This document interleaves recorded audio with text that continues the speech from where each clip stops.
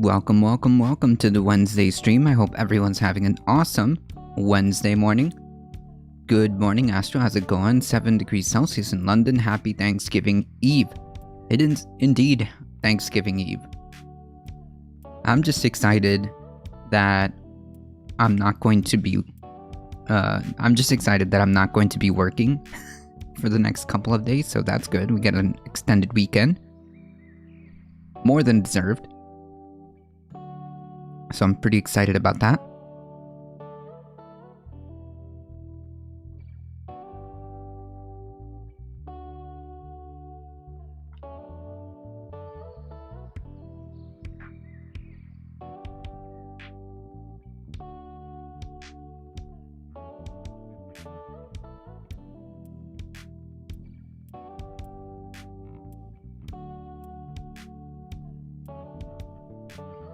We do have a few articles to go through.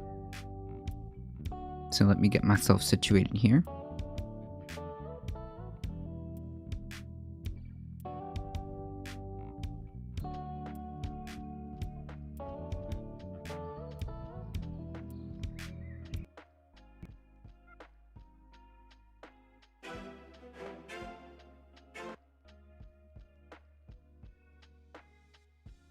Hey Thandera, how's it going? 35 degrees here and probably 40 in my house because we didn't pay the gas bill. Oof. Yeah, we are, I think about 60 degrees, maybe closer to 70, I would say. But just mid 60s, almost about 70. So basically not hot, right? Basically it's not hot. And just enough to wear a thin kind of jacket kind of thing.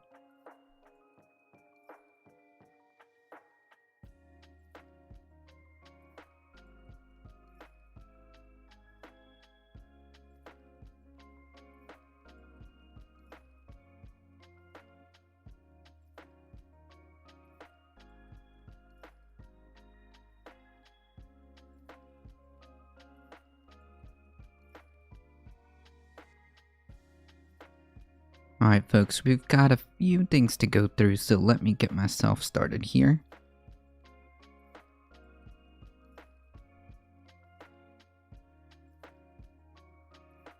As always, we start with a more meme kind of article.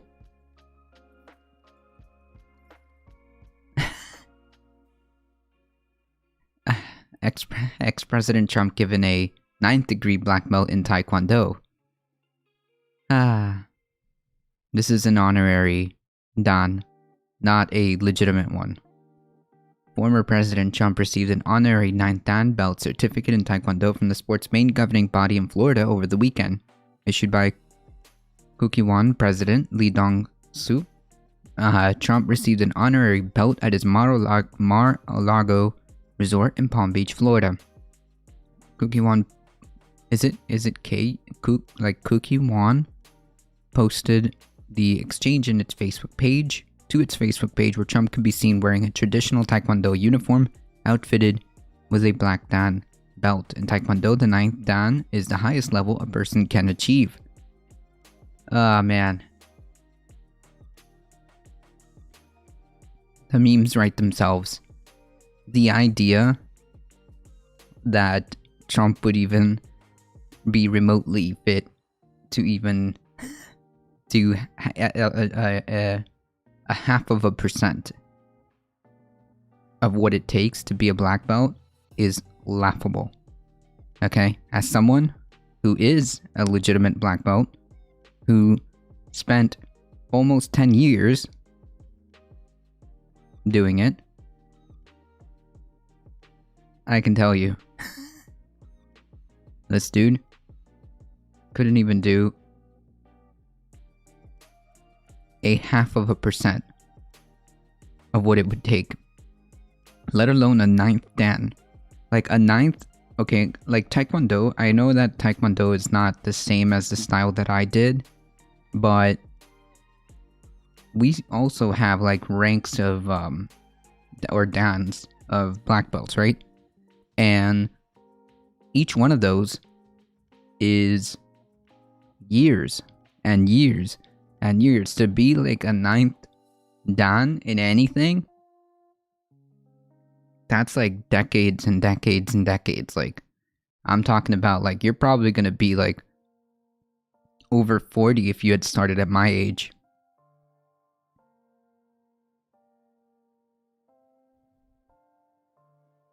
Talk about a participation trophy, huh?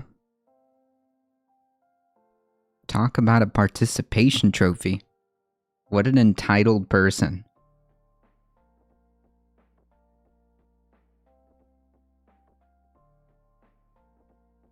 What an entitled person. Can you imagine? Like, this is what I don't understand. Like, conservatives are all about the meritocracy, whatever that means.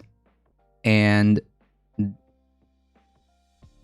when stuff like this happens, crickets. Absolute crickets. Why don't we replace Thanksgiving Day with Native American Day? Why is it a day after? What? Native American Day or Indigenous Day is the day after? I didn't even know that we had a day. I didn't even know that I don't even know that Indigenous folks had a day. I know that well, I thought that did they make like Native American month, or is it just the day after?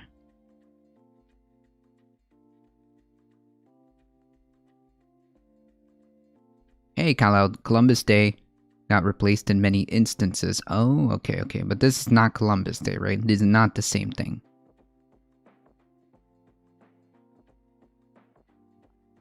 He earned it. True. Hey, Alio, how's it going? No, he does not know a thing.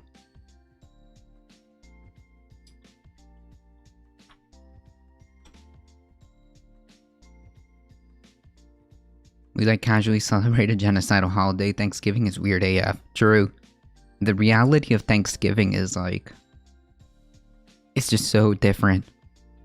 It's just so different than what like actually happened. Happy Genocide Day, true. The 26th is Native American Heritage Day. Oh. Does that mean like all indigenous folks, or does that mean like the North indigenous folks? We like casually celebrate a genocidal holiday. Thanksgiving is weird AF, true. Trump is the one person who's the Silver Night Dragon, who's been stroked more often than a partially sentient creature to have ever lived in our local galactic cluster. True. I don't know of any other countries that keep racist genocidal holidays. I don't know.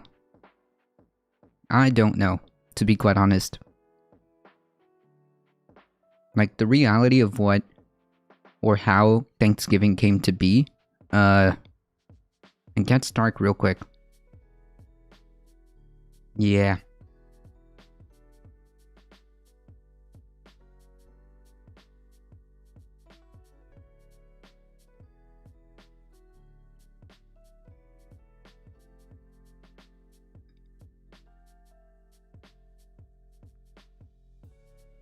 Yeah, I think it should be replaced. But the only positive thing I could say is and it's like, it's so odd too, like not just Thanksgiving, but like Christmas,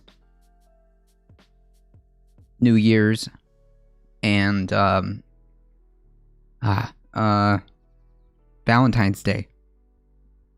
And Valentine's Day, I think like the most odd part about the whole thing is the commercialization of it, right? It's just weird. I'm sure most countries have holidays that play into their mythology. Yep, that's true.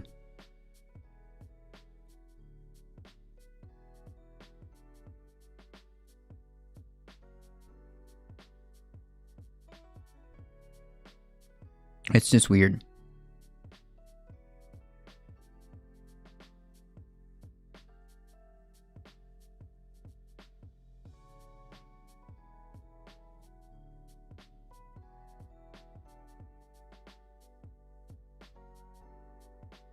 Christmas is alright, but Thanksgiving is just a trash holiday completely. True. Yeah, like, the only thing that we should be doing is teaching the right, or the correct,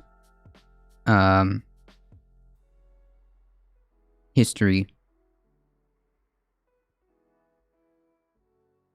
The correct history.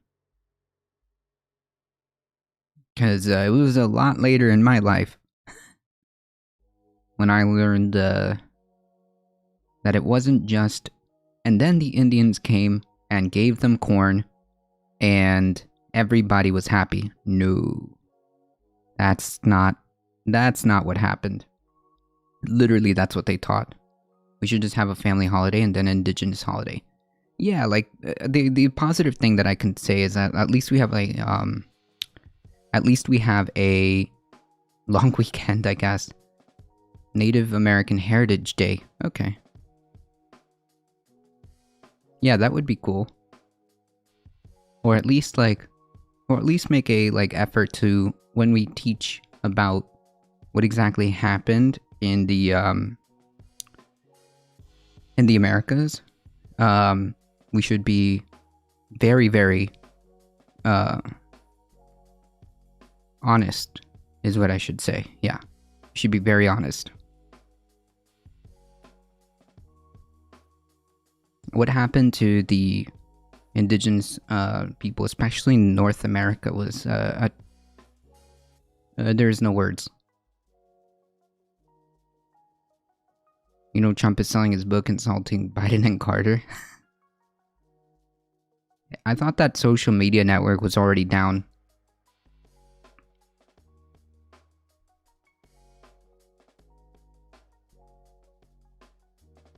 Like, I didn't even know that the story, behind, quote, Thanksgiving. Like, Squanto wasn't even his real name.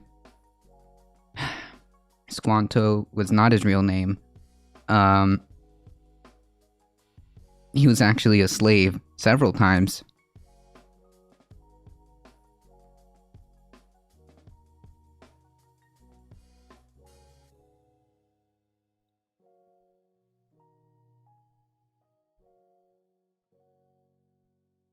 Wasn't Trump's book a picture book, but he still used ghostwriters? I wouldn't be surprised. I bet they didn't even eat turkey. Yeah, I don't think they did. I don't think they did. There's a book that I'm reading that's very eye-opening. If you want a good idea of what happened, here, I'll show you guys.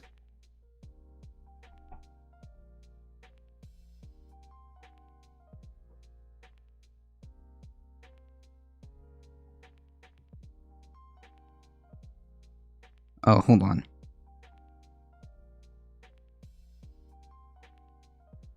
This one is good.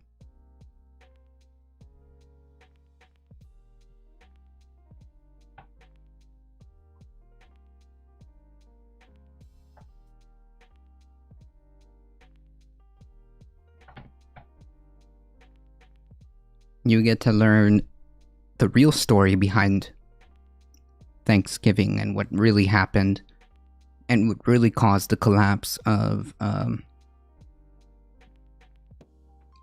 what really caused the collapse of the indigenous societies. Funny enough, Squanto, or I really can't pronounce the proper name, but he actually had a role to play in that too. I bet they didn't even turkey. It was made up to sell turkeys, right? Like, I always found that bizarre. The commercialization, right? There's also a take on Howard Zinn's People's History of the United States, but it's Indigenous History of the United States. Yeah, I think that's great. I think that should be included. It is part of our history.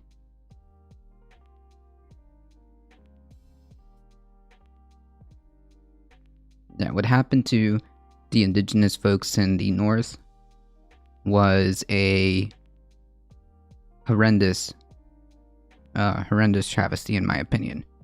Like, the indigenous folks in North America particularly had such a interesting society, and man,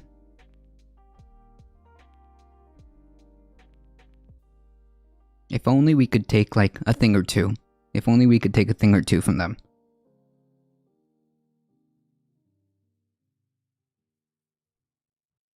I'm getting those from my mother for Christmas. She's a voracious reader. Same. I'm 1/4 into that book. I've already read like a dozen or more books in the time that we've been working from home, or I guess I don't want to say quarantine, but like when we've been just at home because well, we work from home, thankfully.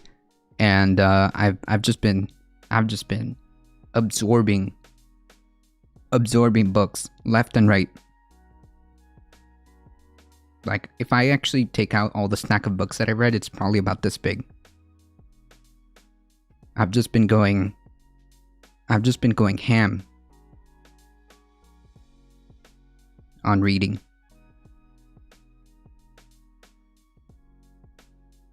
So I don't want to hear in chat to just read more theory, bro. Trust me. I have.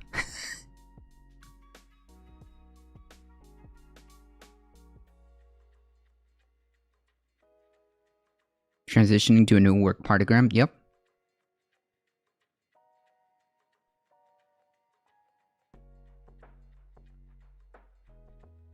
Funny enough, my girlfriend got me that 1491 book. She got that for me. It's a way to get a glimpse of also not just the northern indigenous, not just the North American indigenous societies, but also the South and Central indigenous societies, which is part of where I come from too. And it's interesting to read about that. So you've read about Das Kapital? No. Oh man, I can't look at that book. It looks so dense. I have it on my shelf, but every time I look at it, I get scared. Every time I look at it, I get scared.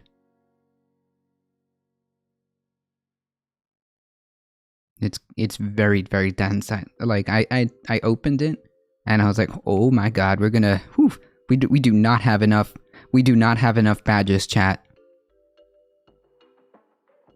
We do not have enough badges, chat.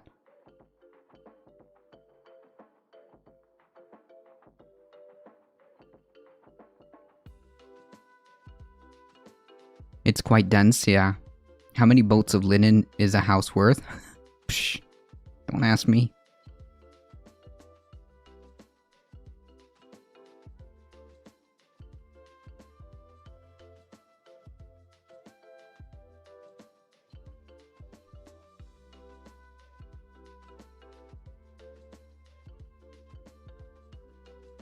So, yeah, it's theory in great detail. So I think I've read, off the top of my head, I read the Communist Manifesto, which is pretty small, so that's kind of like a half point for me. The Socialist Manifesto, Conquest of Bread, there's another one that I'm missing. Socialism Utopia. I think that was like the Engels book. I've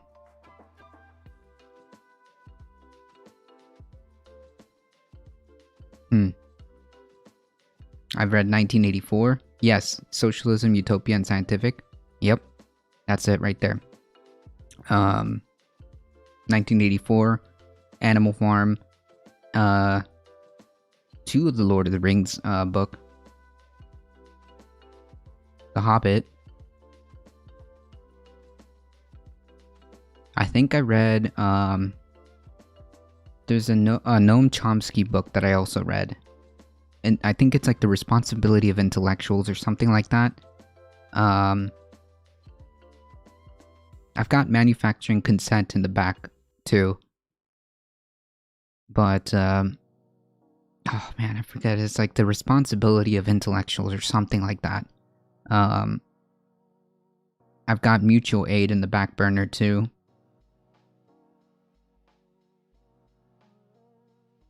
Right now I'm trying to... Right, yeah, I think that's just like the top of my head. I know I've read more books, but like the things that I can remember just off the top of my head. And right now I'm trying to finish 1491. Wretched of the Earth has been my pile for so long, it's calling my name. Do it. Reading is good. Reading, like, just reading in general is pretty good. I gotta get way more educated, I just assume the worst and I'm usually right. The only book I'm reading is Check Your Privilege. I didn't even know that was a book. I've been reading about the many German revolutions. The many? And here I thought there was only like 2. You're such a party animal, true. All I do is party. Party with a handful of books.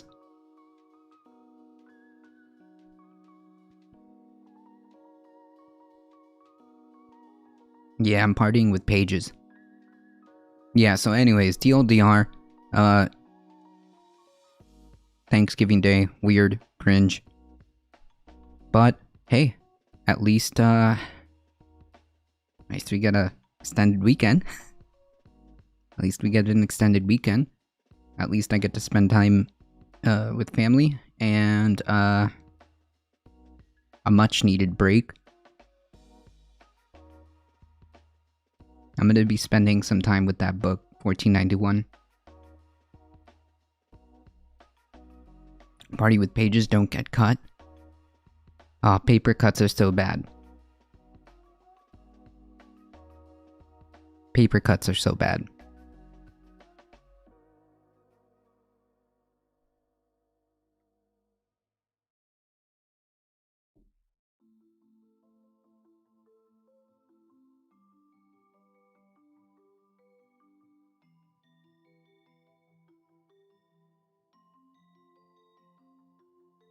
I hope the books are printed on 100% post-consumer recycled media. Huh, I didn't even know that was a possibility.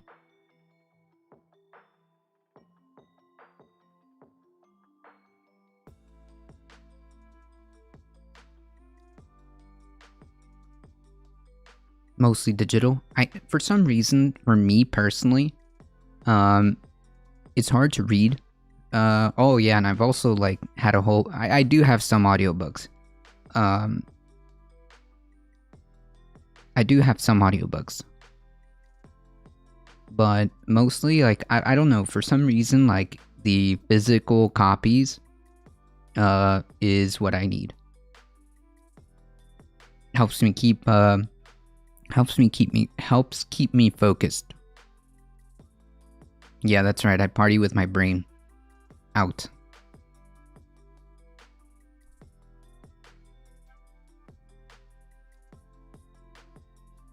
Like, there's no way that I could stay, like, with a screen trying to read something like 1491. Theory is fun theoretically. True. I just like reading. I just like reading.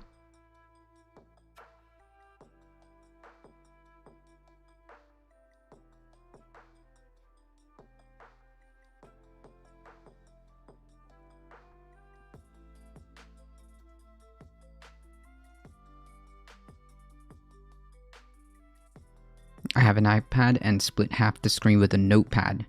Ah, so you can write notes. So it's just me reading and taking notes along with it. Oh, that's what I need. I need something like that.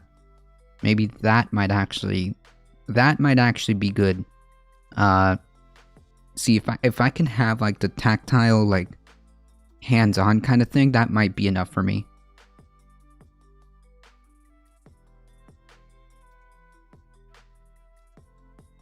That might work for me.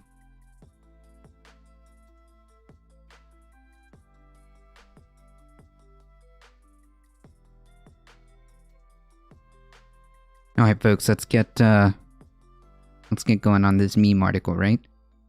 It's my honor to receive an honorary Dan certificate, and I think Taekwondo is a magnificent martial art for self-defense. I wish to see Kukkiwon Taekwondo's team demonstration. The exchange between Trump and Dong Sum at the former president's Florida resort. A framed photo can be seen of Trump shaking hands with North Korean leader Kim Jong-un. According to the New York Post, Trump isn't the first world leader to receive an honorary 9th Dan belt. Russian President Vladimir Putin also received the same honor when he visited South Korea in 2013. Neither leader is known to have personally practiced Taekwondo. Yeah, like, I don't get it. It's always just, I think like the takeaway from this is like, I just find it funny how like the conservatives always think about, or always like screech about meritocracy and things like that, and then when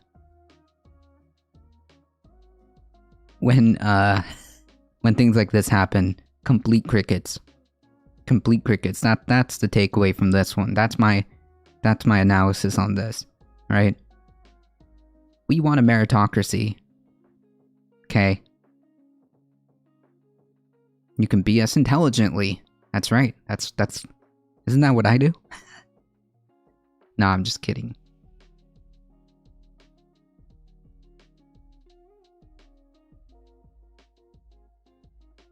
I'm going to try to make Automod a little more forgiving. Yeah. It's just sometimes when we get like really bad trolls, that it has to be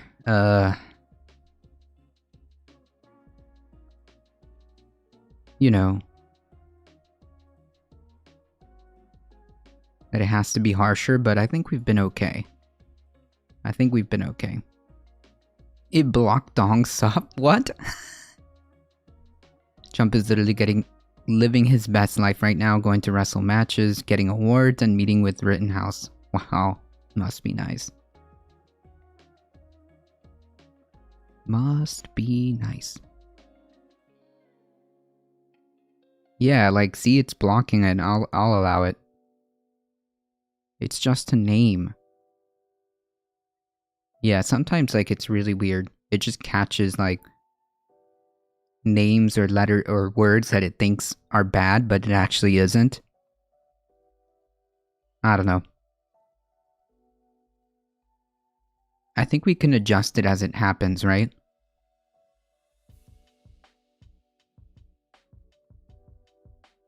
We can adjust it as it happens.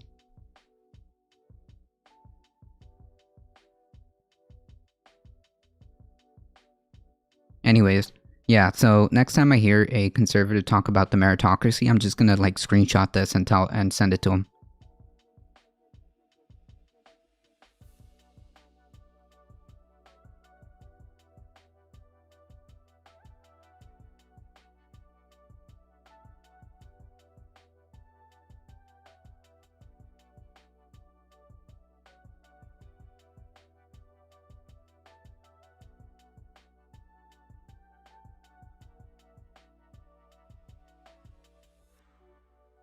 Alright. House Committee targets Proud Boys Oath Keepers in new round of January 6 subpoenas. Like I said, it's just gonna keep... What is this advertising? What? What is it trying to sell me?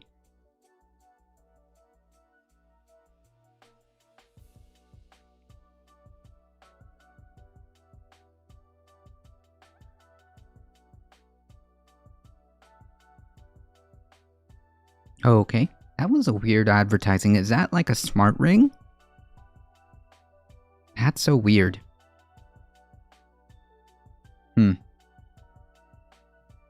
Yeah, that's what it looks like, Hello. The House Committee investigating January 6th. The January 6th riot at the Capitol is turning its attention to extremist groups such as Proud Boys and Oath Keepers, alleging they were involved in planning the attack. Well, we do have preliminary or like early reports of the FBI knowing about this. So I suspect that, yeah. Slightly. Now chat can be slightly more coomer. That's what this channel needs, right? Nah, I'm kidding. I trust you guys to behave. Conservative meritocracy, being born into a rich family, yeah, that's how you do it. It's so easy. Communism, there we go. Yeah. That's what we stand here. That's what we stand here.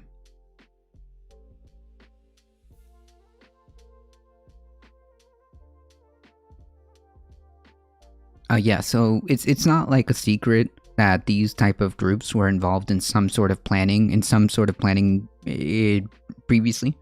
We saw a lot of activity in Facebook, Twitter, and Parler at the time, where these groups are attempting to organize and instigate or lead. Beautiful, Kalo. I have no faith that the committee will do anything with the information but go on MSNBC and rage about Trump. True. However, the information will be there. And we can talk about the complete timeline from beginning to end about what exactly happened on January 6th, right? At least we can talk about it. At least we can look at the information. Never mind MSNBC. Never mind expecting any consequences. I don't see it. I mean, like, I'm sure that the individual folks, I think we're at 600 plus, will see some consequences, but I don't think, like, we'll see, like, elected officials see any consequences.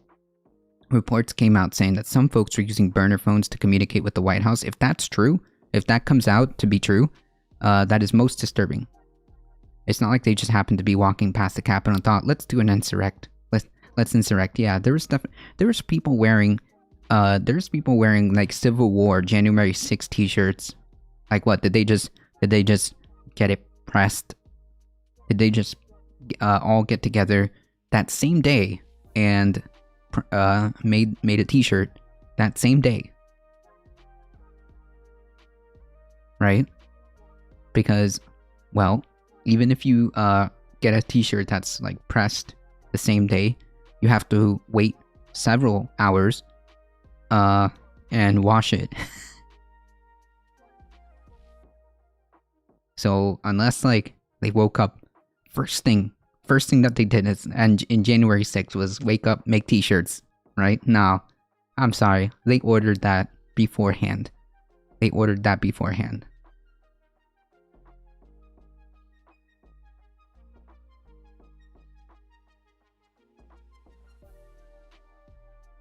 Yeah, seems legit.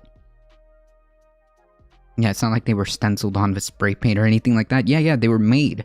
In other words, they had this done beforehand. I'll never forget the first Homeland Security hearing after the 6th, where each Republican could ask any questions they wanted, but they were worried whose phone would be tapped. Yeah, that's so weird. Why would you be worried about that? You had nothing to do with it, right? Why would you be worried about that? That you claimed you had nothing to do with it. That's weird.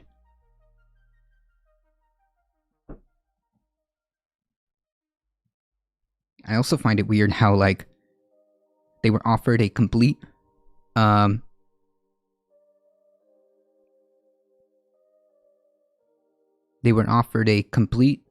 straight down the middle bipartisan investigation committee where the Republican party had equal subpoena power.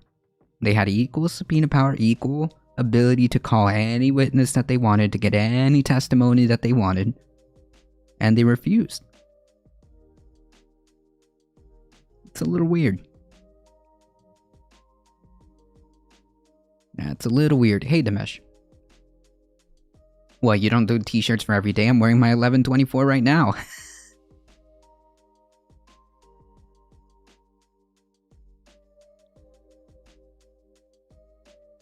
Yeah, they put up people that were directly implicated by the committee itself. Yep.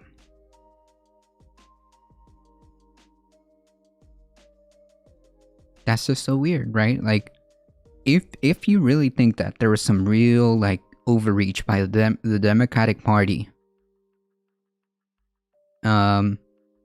if you really believe that there was some like overreach by the Democratic Party, then wouldn't you want to take advantage of the fact that you're being offered a complete straight down the middle committee with equal subpoena power? Wouldn't you want to take advantage of that and bring all the witnesses to prove your point or to exonerate? Like, I don't get it. Like, that's literally the way to go through that institution, right? But instead, you chose to, what? Make a big PR scene about it? That's kind of weird. That's kind of sort of really weird to me. Yeah, they put up people that were directly implicated by the committee itself. Yeah. Like, you would say like the robbers in charge of the robbery investigation. Josh Hawley's in every committee that had to do with it. So many conflict of interest.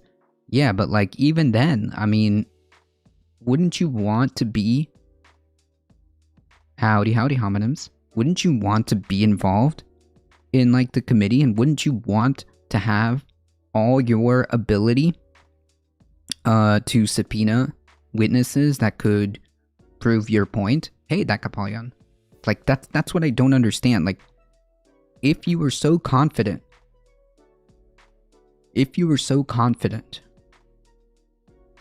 about the overblowing of January 6th or the Democratic Party's overreach, if you were so confident about that, why didn't you call their bluff and say, you know what, we are going to put people on this committee, and you know what, we do want equal subpoena power. We've got our own witnesses. Nope.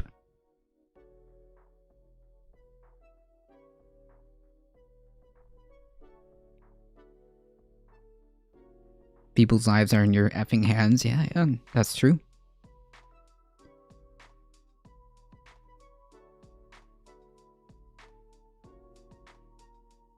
That's what I don't understand, right? That's what I want people to kind of think about, right? Like it's kind of sort of strange, ain't it? When you start thinking about it. Kind of sort of strange, right? Hey, Chai Bureaucrat, how's it going? Howdy. I've been wondering this for a long time, but why is your channel named A Difficult Truth? Good question. The truth is difficult, and sometimes it's hard to talk about. They were not. No. That was a I don't want to say hypothetical. That was a analogy. Is that the word? Analogy? Example? I don't know.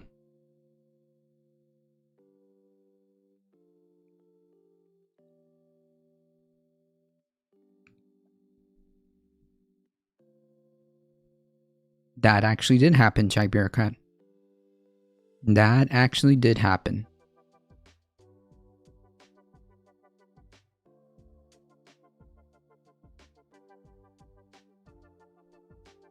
Yeah, I stole the name from Al Gore. So to answer your question, that's going to be my official answer every time. Hamadim. I stole the name from Al Gore, so that's going to be my my response every time somebody asks me what a difficult truth means or how I got the name. I'm just gonna say I stole it from Al Gore, an inconvenient truth. I just changed it up, like copy my homework, but change it up a little bit. That's exactly what I did.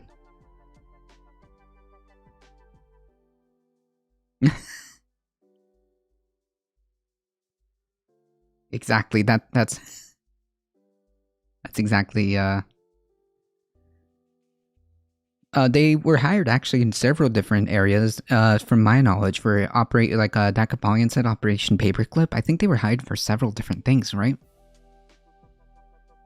But yes, you are correct, Hamadim. Al Gore invented the internet and discovered plate tectonics. This is true. This is known history, actually. It's very true. It's very documented. Looks up a synonym for inconvenient. Yes, that's right.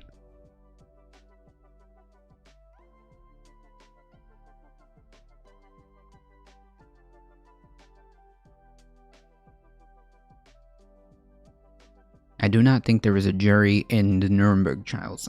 Good question. Al Gore invented the internet? Yeah, he did. He sure did. he sure did. Al Gore absolutely, unequivocally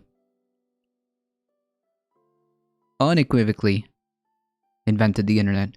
Nazis and the CIA, where do you think they got their tactics? Isn't it the other way around, though?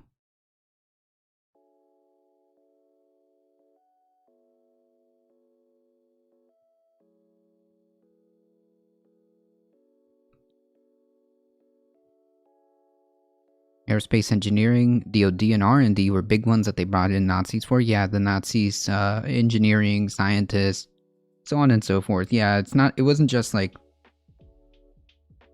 state officials. There are several other things that that they were brought in for under different names and stuff like that.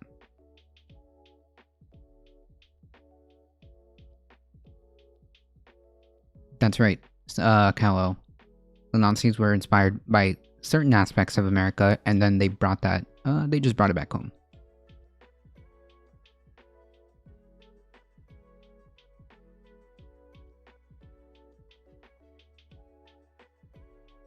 My mind is blown right now. About Al Gore? Correct. Darknet. They were inspired by the racist aspects of America. True?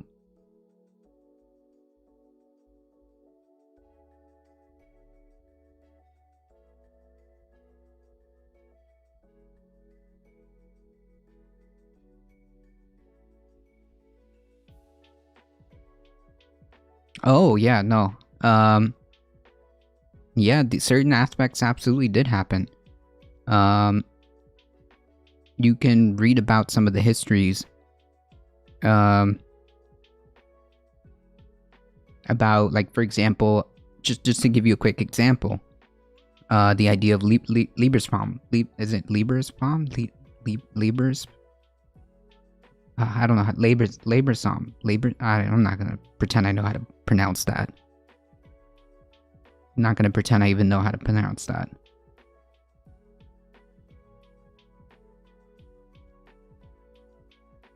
Lebensraum. Yep.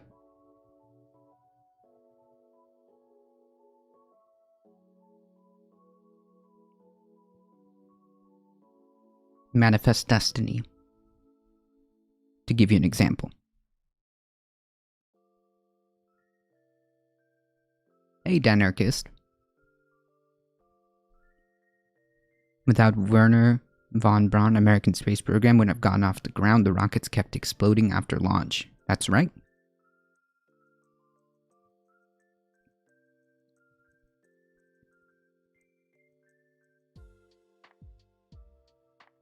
I watched a banned Russian documentary on YouTube once, and it had an existential crisis because I was taught something different. Yeah, you would be very surprised when you start getting really into it.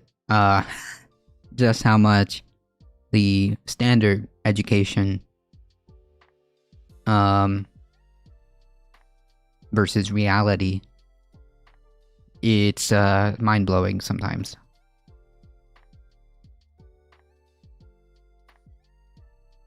Partly Sunny, thank you for the follow, appreciate that. Morning, howdy. Yeah, so it is interesting how when you start to read and get into it and get different perspectives, right? Morning. When you see like different perspectives and get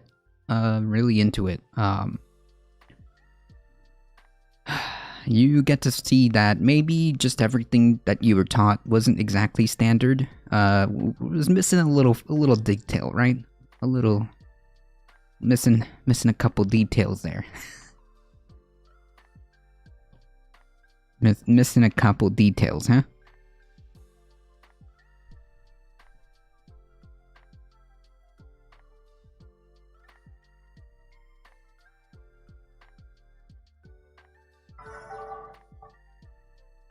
Slightly warped? Yeah, slightly warped, or just conveniently leaving certain aspects out, or not really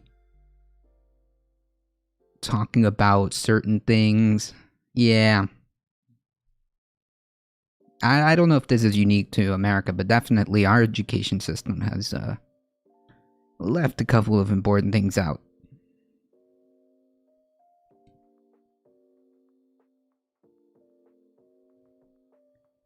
To the tune of billions, didn't it? Like, didn't the, oh man, didn't those, if I'm correct, Darknet, didn't like the famine kind of, that situation left like over 1 billion, right? Over 1 billion. Right? I'm not even kidding. Like, I'm not exaggerating. I think it's over the India famine. The famine killed 3 million people. Okay, so I'm over exaggerating. Hold on.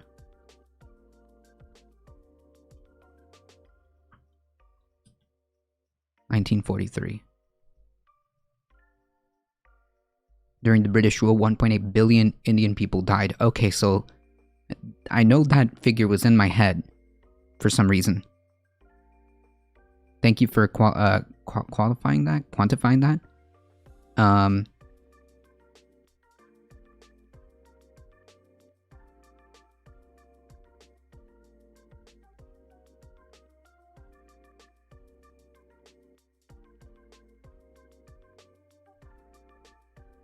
And that was over 200 years. Okay. So now it's coming together. Okay, gotcha. Now it's coming together. I know I saw that. Okay, so I have like what we can consider bootlegged photographic memory, and I know I've seen the figure over 1 billion somewhere at some point somewhere. So okay, I get it now. Now it's all coming together, right? So it was 1.8 billion Indian people over 200 years. One single famine, I think in the 1700s, was like millions. The first major famine, a quarter to a third of the population. Yikes.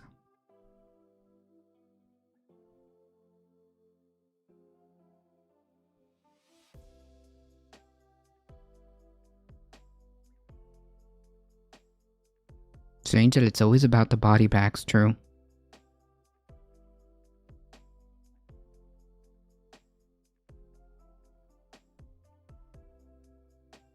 That's right. Don't forget, communism killed 100 billion. I think you're missing a couple of zeros behind it, though, actually.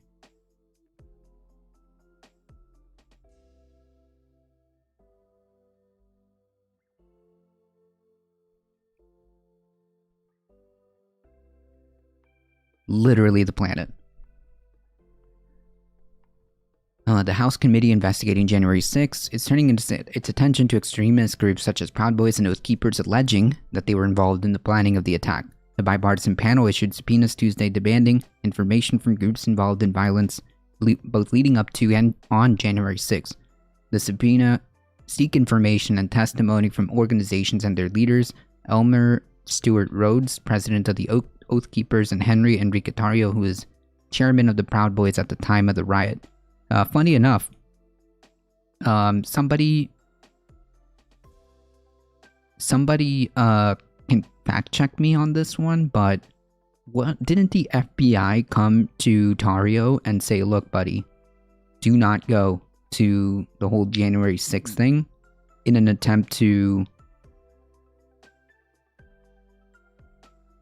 in an attempt to keep him away from the whole thing. I'm pretty sure they visited Enrique Tarrio because they thought, you know, this dude's gonna stir up some trouble.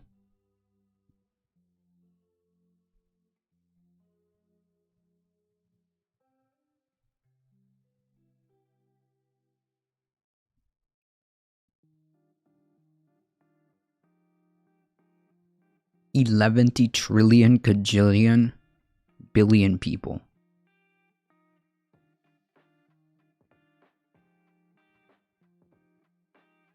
Just like all groups are infiltrated to pop off?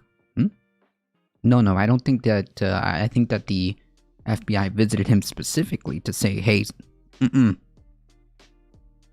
Tarrio an FBI informant? He was. I think they arrested to protect him, to protect their agent. He's theirs, isn't he? Yeah, something like that, or they told him to stay home, is what I understand. I mean, again, I have bootleg photographic memory, so I know they spoke to him beforehand. In other words, they knew, because it wasn't a secret. It wasn't a secret in all the social media posts or anything like that. It's like, it was everywhere. So yeah, I think he would be proper to subpoena and be forced to testify of what he knew or didn't know. And I'd like to hear what he has to say when it comes to what his group or organization was doing. We believe the individuals and organization we subpoenaed today have relevant information about how violence erupted at the Capitol and preparations leading up to this violent attack. Tarrio was arrested January 4th. Ah, here we are. Oh, okay, hold on. Alright, now we're... Okay, great. I'm glad this kind of clears it up here. Tarrio was arrested on January 4th in Washington on a warrant stemming from an incident at a December 12th Proud Boy rally. At the time of his arrest, officers found 2 unloaded magazines emblazoned with the Proud Boys logo in his bag, each with the capacity to hold 30 rounds for AR-15 or M4 style weapon. So in other words, yeah, just 2 magazines. He pleaded guilty to attempting to possess a high... Wait, I never understood this. Attempting to possess. They found it on him.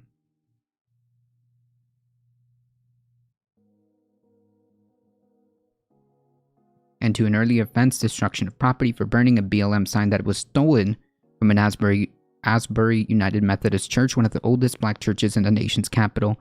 He was sentenced to 5 months in jail in August. While the plea and sentence were unrelated to January 6, at least 3 dozen members or followers of the Proud Boys have been in charge with connection with the riot. Federal prosecutors have said in court documents that Tarrio posted messages on social media that members of the group planned to turn out in record numbers on January 6th. Right, like I said, this wasn't like a secret, right? This wasn't like a,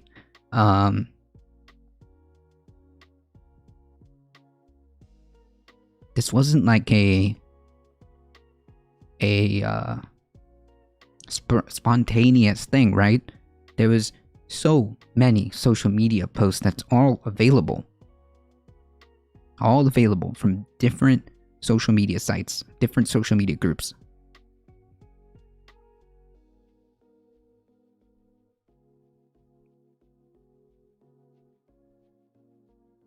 The House committee noted on Tuesday that 18 members of the Oath Keepers have been indicted by the federal grand jury for allegedly planning a coordinated attack on the Capitol, and said that in the lead-up to the riot, Rhodes repeatedly suggested Oath Keepers should engage in violence to ensure the preferred election outcome. Cool. Nice meme. Rhodes had put out a call on the group's website in days before the attack for all patriots who can be in DC to travel to Washington for a, quote, security mission to stand tall in support of President Trump's fight. The committee is also seeking information from far-right groups called the First Amendment Praetorian, which provided security at multiple rallies leading up to January 6th. The panel said the group... I've never heard of these people. The panel said the group's chairman, Robert Patrick Lewis, tweeted on January 6th, "Today is the day that the true, quote, battle begins." NBC has reached out for attorneys for Tarrio and Rhodes and is in the process of contacting Lewis. I think that we're gonna find out. Oh, this is just gonna keep getting better. This is just gonna keep getting better.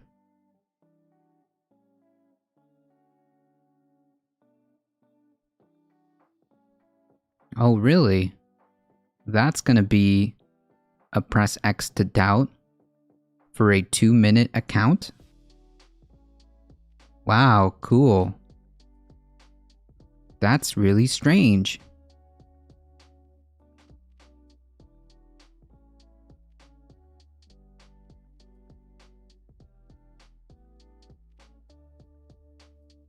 Through publicly available social media posts, why stop at the plot against the Capitol? There's probably an alt account of someone who got Giga triggered that they were banned or something. I don't know.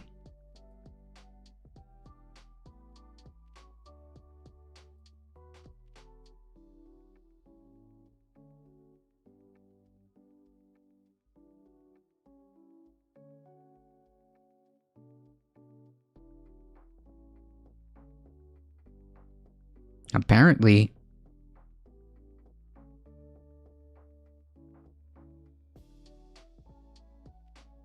this is news to me. Apparently, Darknet was a stalker. Apparently, wow. Yeah. Well, the thing is, Thundera, they knew.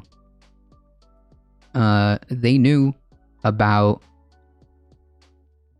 January 6th. They attempted to warn, I believe, certain law enforcement, but somehow,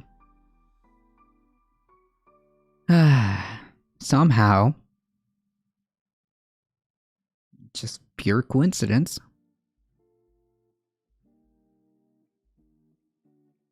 Pure coincidence. All the balls got dropped at every step of the way. It just so happened that there was so much gross incompetence that the information that was known wasn't given to the appropriate channels or whatever it is that the excuse is.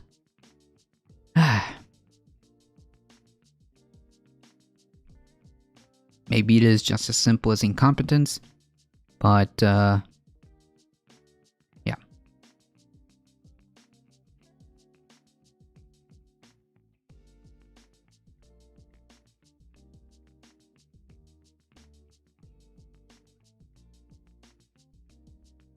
It's true. Yeah, like a 2-minute account. Yeah, okay dokie. A 2-minute account seems legit.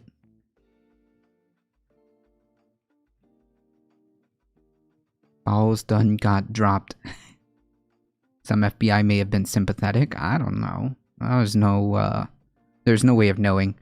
There's no way of knowing. The only thing that we do know is just that it just happens to be so grossly incompetent that when it came to January 6th, everybody just happened to drop the ball.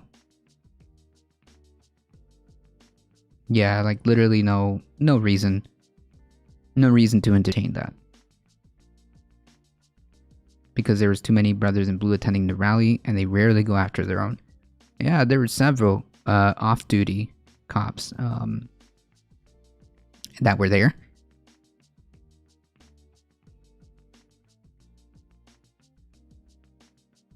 So yeah, the plot thickens, folks. The plot thickens.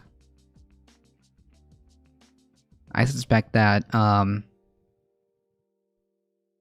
we will be seeing more information come out regarding this. Nothing to seize here, Spider-Man. Oh, thanks, Spider-Man. Oh man, I actually can't wait to see the No Way Home.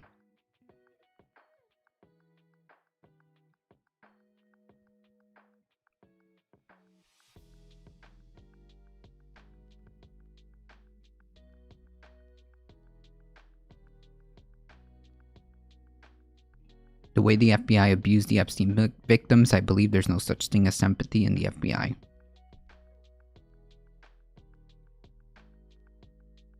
Well, meaning the cause that interested them, not they give a shit about protecting people. Yeah.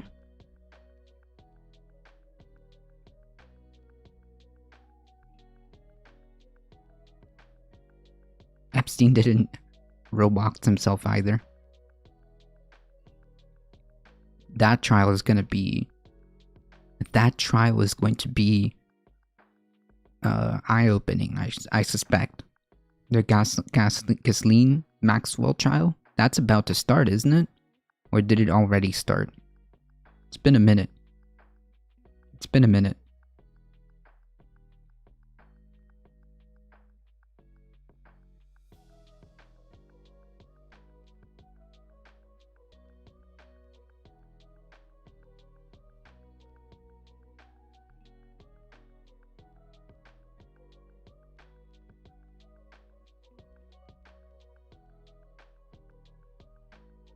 I read a rant that it's not about what they say, it's about what they do? What?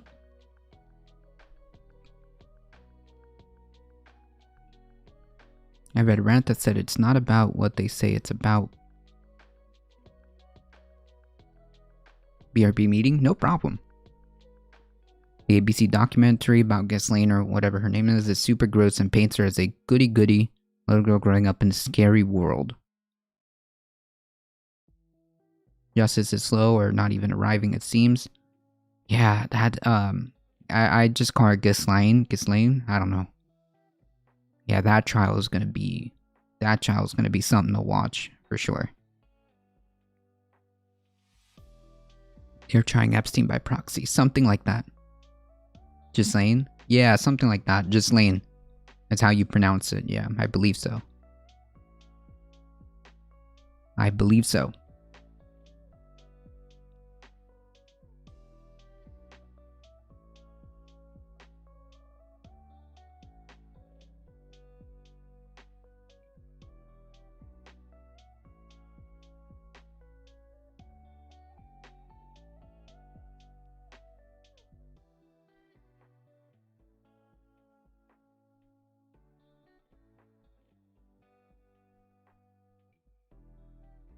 Biden's safety net package would raise, not lower, taxes on millionaires, new estimates show.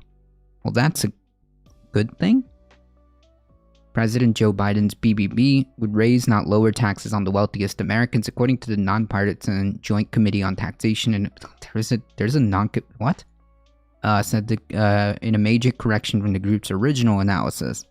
The committee, an official scorekeeper of tax-related legislation, originally estimated that 1.7 trillion safety net and climate change bill, like, I don't understand why they keep calling it that, but okay, would give people making over $1 million a year net tax cut in 2022. They revised the estimate,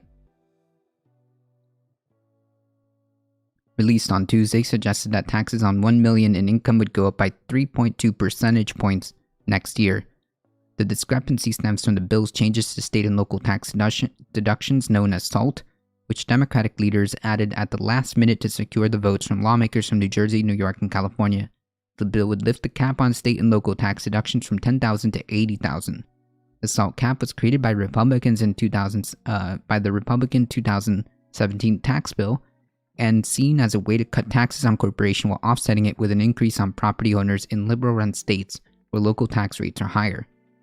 The committee's analysis before the correction found that SALT provisions would give 2/3 of people making more than $1 million a year a tax cut. The staff of Joint Committee on Taxation had discovered an error in the calculation of the average tax rate for calendar year 2022 for taxpayers with incomes in excess of $500,000. A new analysis shows that the average tax rate for millionaires is going up by 4.1 percentage points in 2023 and 3.3 percentage points in 2025. No way. The horror.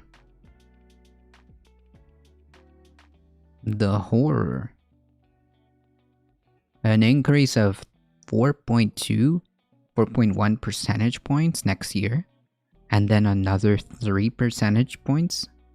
Wow. No way.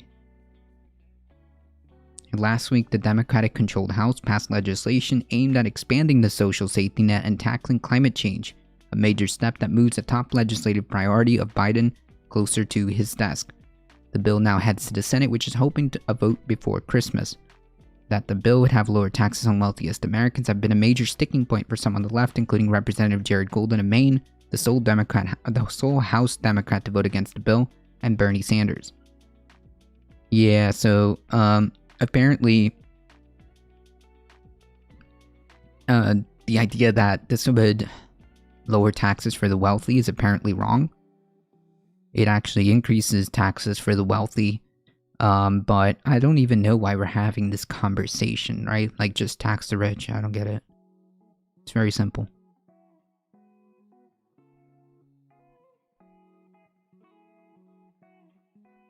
Just tax the rich. That's it.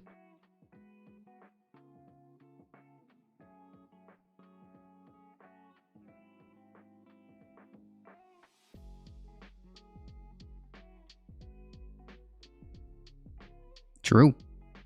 You can't do it alone, folks. It took half a year, but Democrats have driven President Joe Biden's $2 trillion package of social and climate initiatives through the House. It gets no easier in the Senate, where painful Republican amendments, restrictive rules, and Joe Manchin lurk.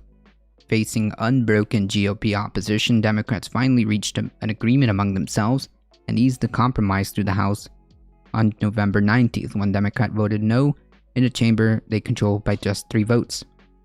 They're negotiating further changes for a final version they hope to win approval by Christmas in the 50-50 Senate, where they'll need every Democratic vote. House passage of the altered bill would still be needed. Yes, just weeks ago, the bill's price tag was $3.5 trillion over 10 years. It passed, thank you. Over 10 years. It passed the House at around $2 trillion and will be likely fall further in the Senate. And yes, President Joe Manchin and Madam President Kyrsten Sinema have already forced their party to constrain the measure's size and ambition. Manchin at least wants to cut still further. Of course he does. Of course he does. But while they've enraged progressives wanting a more robust measure, neither moderate senator has signaled a desire to blow up the party's top legislative priority. Both have held months of talks with party leaders, suggesting each wants an agreement, the one reflecting their views. Well, how about reflecting... How about reflecting...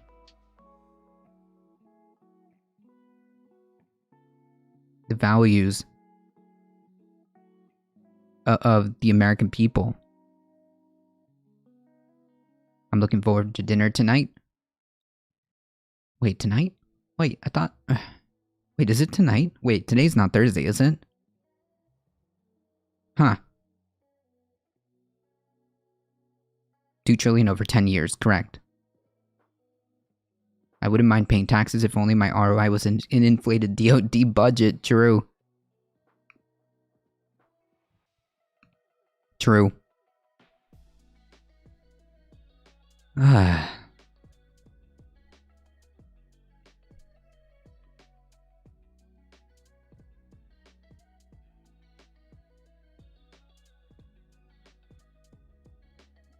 How about reflecting the views of the American people?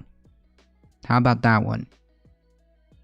Things can still implode in the Senate, where debate will begin no earlier than the week of December 6th, but Democrats retain a strong chance of enacting their plans for spending increases and tax cuts, making childcare, health coverage, education, and housing more affordable, and slowing global warming, largely financed with higher levies on the rich and big companies. Okie dokie. Here's one place where Republicans could cause real problems for Democrats. After debating the legislation for up to 20 hours, senators can introduce limitless number of amendments and force votes with little debate. The so-called vote-a-rama can drag through the night. The GOP goals will be twofold. They can force changes weakening the bill by winning over just one Democrat, and they can offer amendments that lose but gain ammunition for the next year's midterm elections by putting Democrats on record against popular-sounding ideas. Wait. What? They can offer amendments that lose but gain ammunition for next year's amendment by putting Democrats on the record against popular sounding ideas. Wait, so they're going to be... So you're telling me that the GOP is going to be putting forth popular sounding ideas, right? Like child tax credits, like increasing education,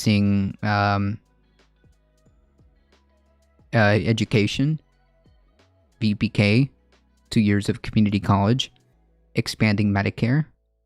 What popular amendments is the GOP going to be proposed that the Democrats would be against?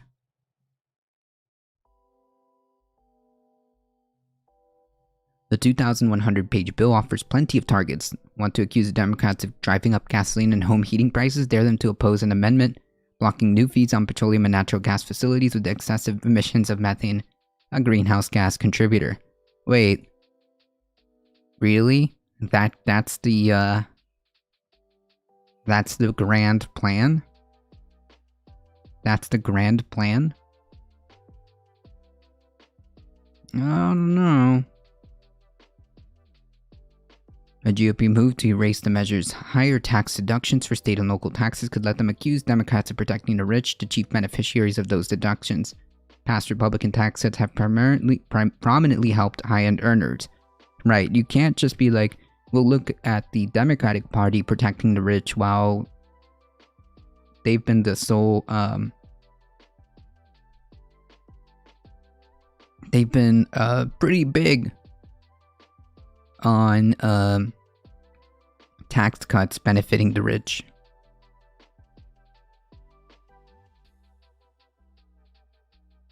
It's gonna work because Republicans always win? Maybe. A bunch of blah blah blah, true. Amendments could be designed to portray the Democrats as offering federal benefits to immigrants in the US without legal authorization, few of whom qualify for such help. Imagine thinking that that's a win. Imagine thinking that that's the gotcha, right? Imagine thinking that that's the gotcha. That's kind of cringe, right? Like, if that's your go-to mentality, that's quite a tell. Or as the young folks say, a self-report. That's kind of weird. Amendments designed to portray Democrats as offering federal benefits to immigrants without legal authorization, few of whom qualify for such help. Like, if that's a W to you, that seems kind of weird. That seems kind of weird. Or Republicans could propose giving parents more authority on school curricula, an issue that helped Republican Glenn Youngkin this month's Virginia gubernatorial race. And did it though?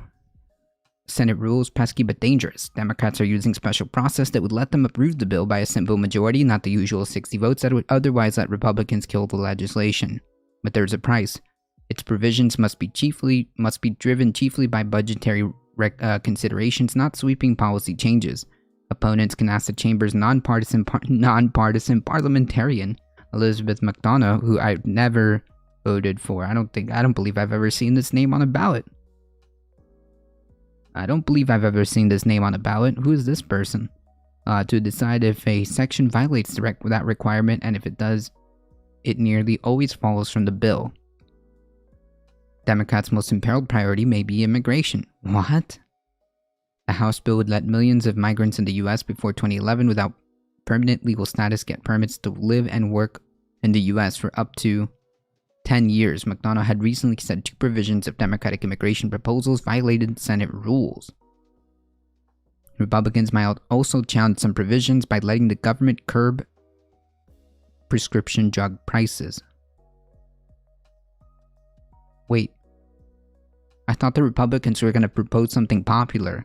Wouldn't cutting or curbing prescription drug prices be popular? Wait, you can't simultaneously tell me that Republicans can force popular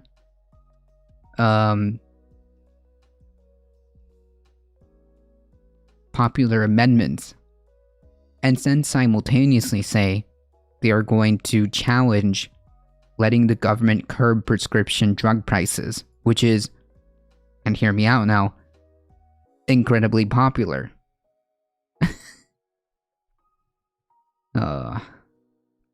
The Manchin factor.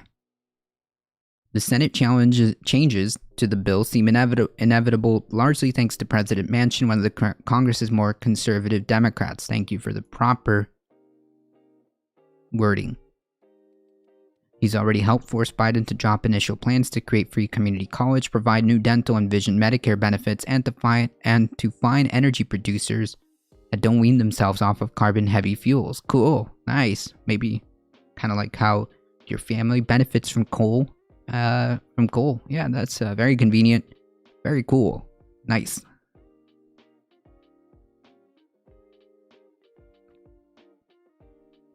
Nice. That was the pillar of Biden's blueprint for combating climate change. At least it definitely was a good chunk of it, for sure.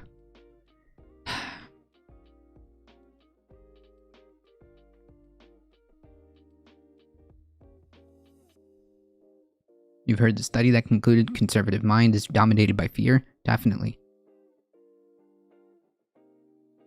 Isn't every brain like that? I don't know. My brain doesn't work. My brain isn't like geared to be scared of changes or to be scared of like people.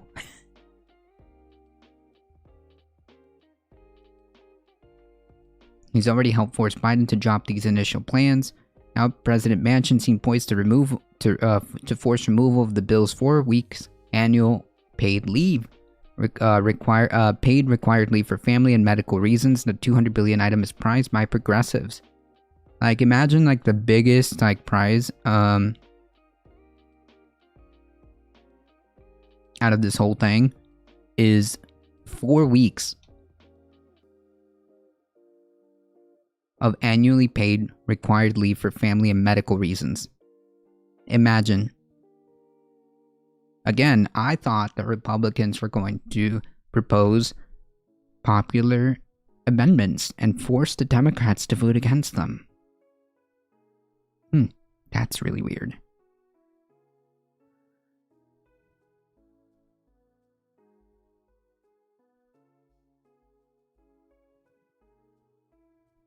I don't want good things if it comes from demon crabs. True.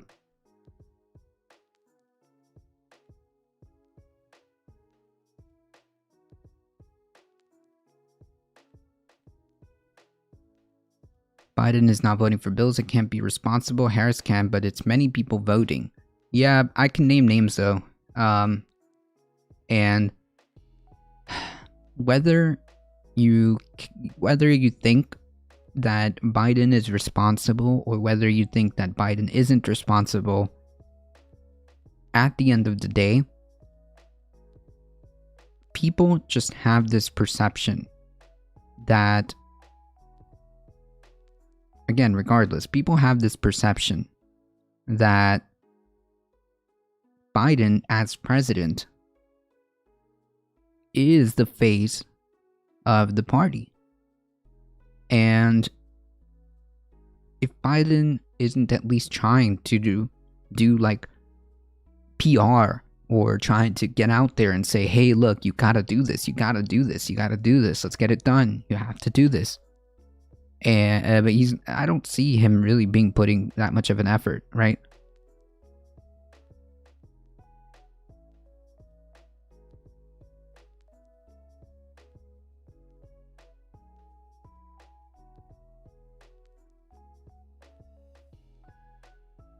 Right, I think Cochter was trying to say that like human psyche is driven by fear, but when it comes to political attitudes, absolutely. And a peer-reviewed research shows that conservatives are generally more sensitive to threats the threat. While this threat bias can distort reality, fuel irrational fears, make more vulnerable to fear-mongering politicians. It could also promote hypervigilance, perhaps making one better prepared to handle an immediate threat. Conservatives tend to focus on the negative. Conservatives have a stronger psychological response to threat. Conservatives fear new experiences. That's why they're conservative. Conservative brains are more reactive to fear. MRI scans, empirical evidence, blah, blah, blah. Yeah, there you go. You can read that study there, chat. Yeah, I think the main point of this study is to show how that drives political attitudes. Heat. With 5 biddies. Thank you so... 10 biddies. Thank you so much. I appreciate that. Alio, I don't know if I said thank you, but I appreciate that. Gothic Weeb, thank you for the follow. Appreciate that. Biden is the executive, but I see what you're saying. Yeah, no, I'm saying that whether or not he actually does or does not have any ability, the reality is people will perceive him, the public, will perceive him as being the head of the Democratic Party. They perceive him, he is the president, so he has that like face in front, and that's how people, that's the perception that people have. And if he's kind of just taken a back seat, people are going to think that he's not really fighting for his agenda, is he? Can you blame them? If I was President Joe Biden, I would be out there making PR, making PR tours around, making up a whole stink about how a transformative, progressive plan would be beneficial and how it's going to affect people. Is it Jap? Reading with a party of 4. Howdy, everybody. Howdy, howdy. Can't keep comrade. Thank you for the follow. Appreciate that.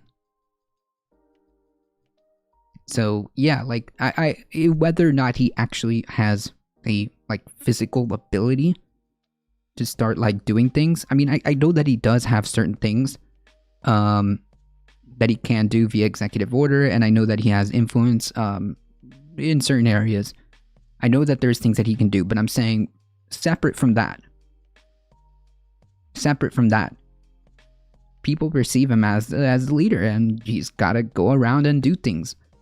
Right, yeah, sure, as president he has to meet and tack and plan with all countries, sure. But the priority for Biden, if he wants to get an iota done, would be to put some political pressure, you know? Put some political pressure on President Manchin and Madam President Cinema, right? Just keep going around. You don't even have to name them.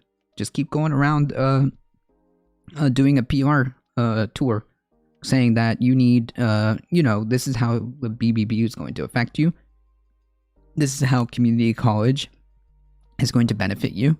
This is how child tax credits, expansion to Medicare, new green infrastructure is going to affect you. How many jobs is that going to create?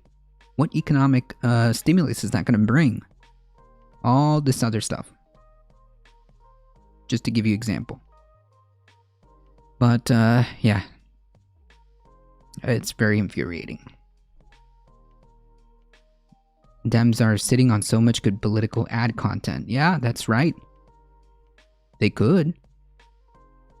They could.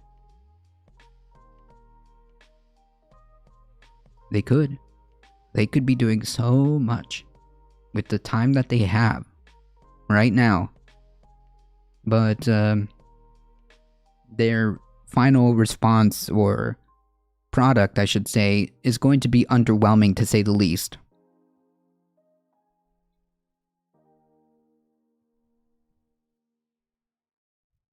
It's going to be underwhelming to say the least.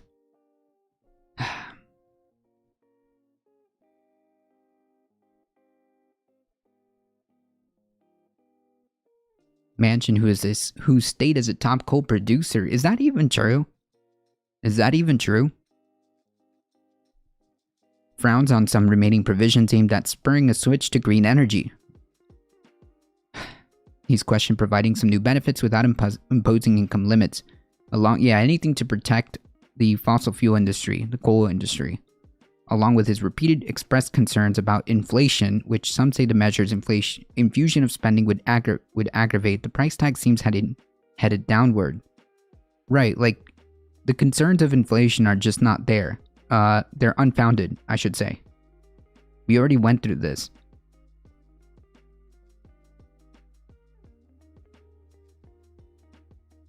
I mean that they're going to run on Trump stuff rather than actually do something.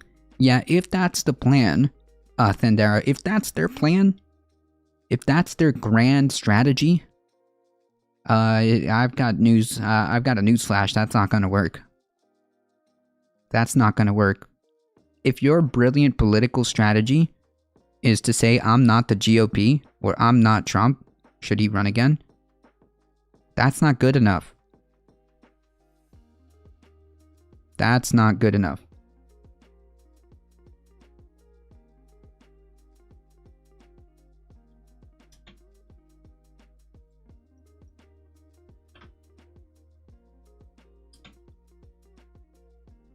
Can everybody go to twitch.tv/thejap? Go check them out. Give them a follow. Go show some support, folks.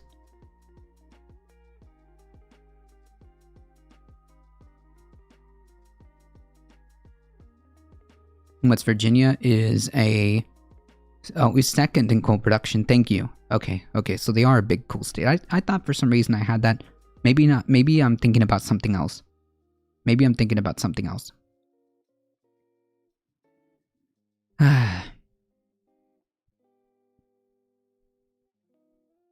Sinema helped whittle the package's costs. She's blocked Democrats from raising tax rates on the wealthy Americans and corporations. Proposals many like as potent revenue raisers and symbols of class equity.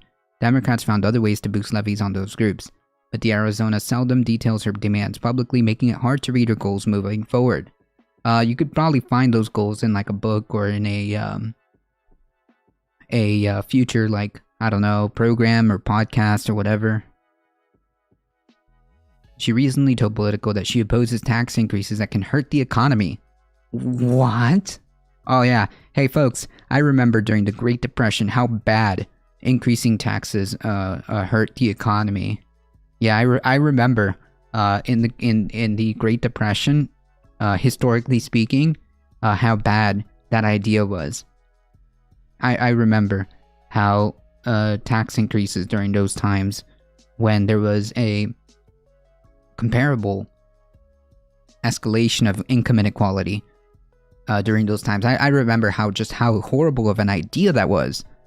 So much so that it was probably one of the most prosperous times economically coming off of that.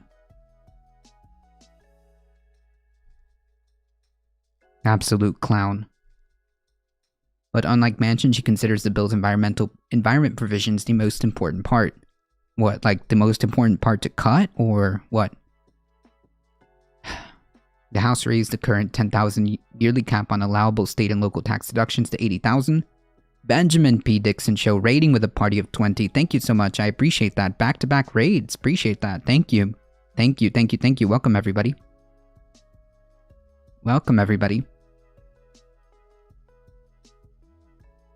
Sameline the Kind Dragon, howdy. Welcome, everybody.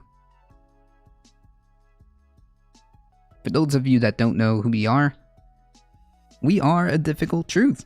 We do news and politics in the AM and at 9 a.m. Eastern Time. We also have a chill version of the stream in Saturdays around noon Eastern Time. Saturdays is more of a miscellaneous. It's a break from all the news and politics. So you never know what you're gonna get on Saturdays. It could be an IRL stream, could be a video game stream, but one thing is for sure, join us on Saturdays. Kitty cats guaranteed 100%.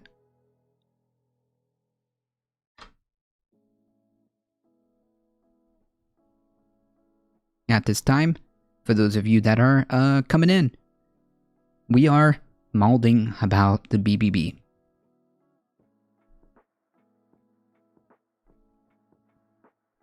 The House raised the current 10,000 yearly cap on allowable and state tax deductions to 80,000, helping win votes from Democrats in high-tax, mostly blue states. Nonpartisan outside groups calculate that the change would overwhelmingly benefit wealthiest Americans. Senate Budget Committee Chairman Bernie Sanders and Bob Menendez have discussed denying the tax breaks to the very highest earners. I believe that they retracted this, from what I understand. While the House bill strengthens the government's ability to curb pharmaceutical prices, Senate Finance Committee Chair Ron Wyden has talked about going further. The House language is a compromise that's more modest than many Democrats preferred. So then what's the problem here? What is the problem here? The majority of Americans are in favor of pharmaceutical price reform, of drug price reform. The majority, many Democrats, prefer a much more aggressive action when it comes to drug prices. So where's the compromise here? I don't get it.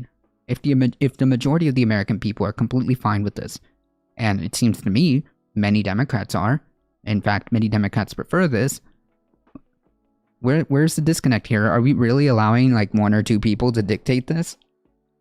This is completely asinine to me. This doesn't make sense. Chat, make it make sense, please. Make it make sense.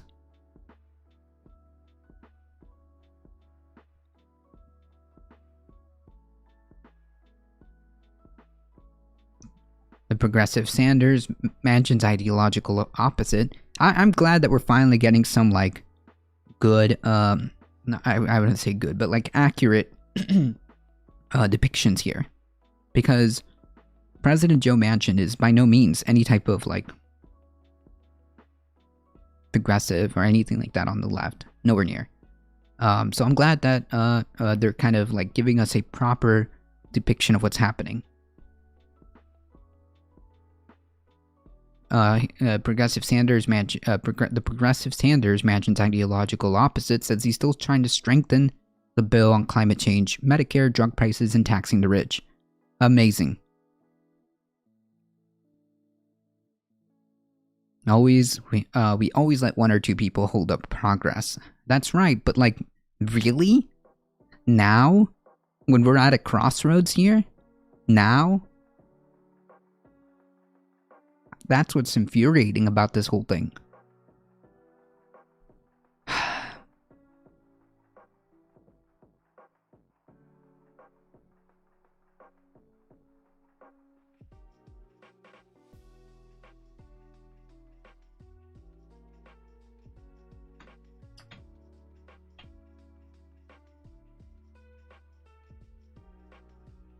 By the way, folks, if you guys haven't, I know this channel needs no introduction, but please, go check out the Benjamin P. Dixon Show, not only on Twitch in the mornings, but also on YouTube. And I believe they also have a podcast, and have been on TYT, The Majority Report. So please, I know that that channel needs no introduction, but please feel free to check them out. So what's on the agenda? News and doom. Doom. Molding. That's what's on the agenda.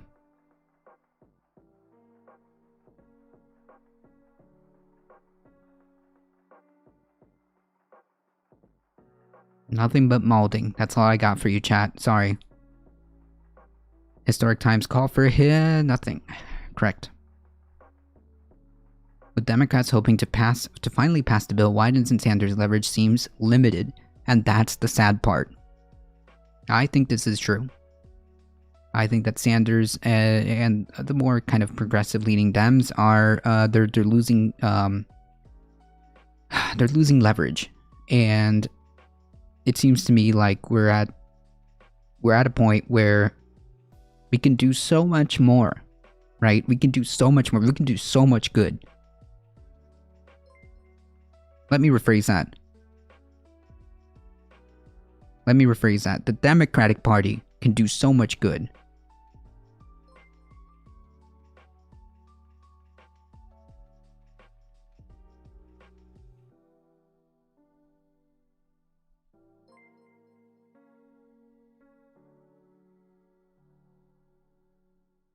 Man the mods, man the positions, man the positions. Here we go.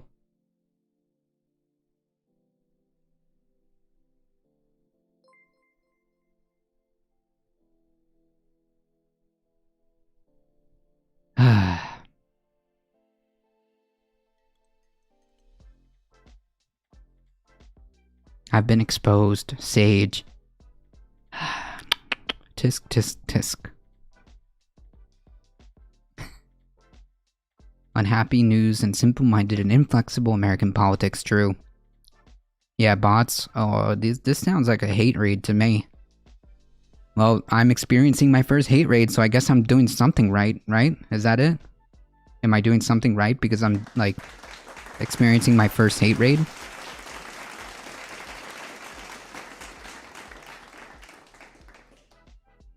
Why do they always use someone's name in chat? I don't know. They like someone earlier came in with a really weird comment with a 2-minute account.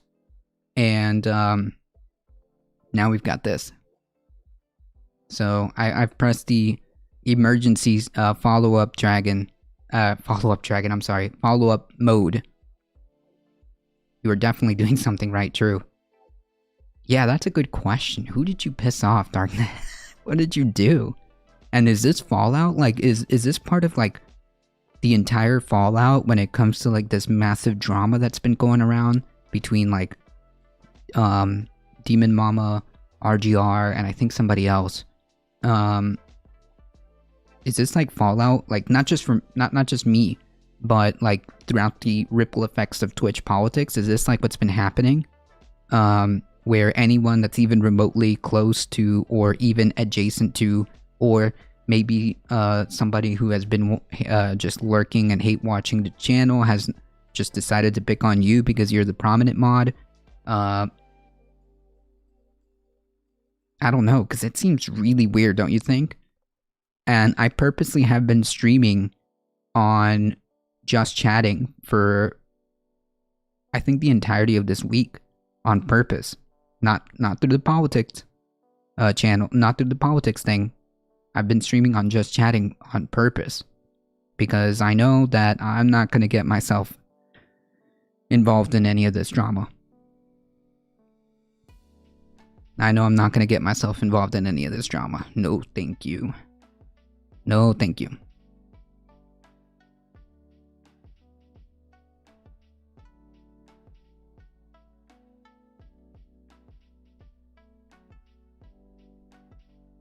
Yeah, just ignore it. It's like a hate raid kind of deal because, like, it's clearly a bunch of bots who have been created. I have, like, a specific bot, Seri bot, to kind of deal with it. Isn't all the drama streamers in Just Chatting, though? I don't know. I just want to avoid the politics side for a second. The politics tag, I should say.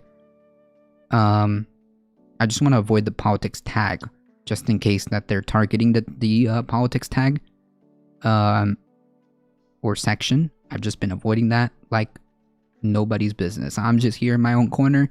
I'm just chilling. I just want to provide information and do the news and headlines through a progressive lens, bringing out the important stories that don't get the attention they deserve, which is basically my goal. They've been making thousands of these accounts. Yeah, this is like a hate raid kind of deal. I don't know. It's just weird. Anyways, we don't need to give this more energy than it deserves, right? We're all here. We're all having a good time. We're all just having some fun, right? Everybody's chilling. Everybody's having a good time in a productive, chill space, right? Let's just do that, right? I like that.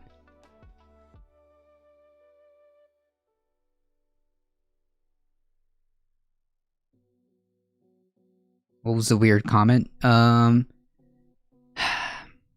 Let's just say it has to do with all of these new raids, these hate raids.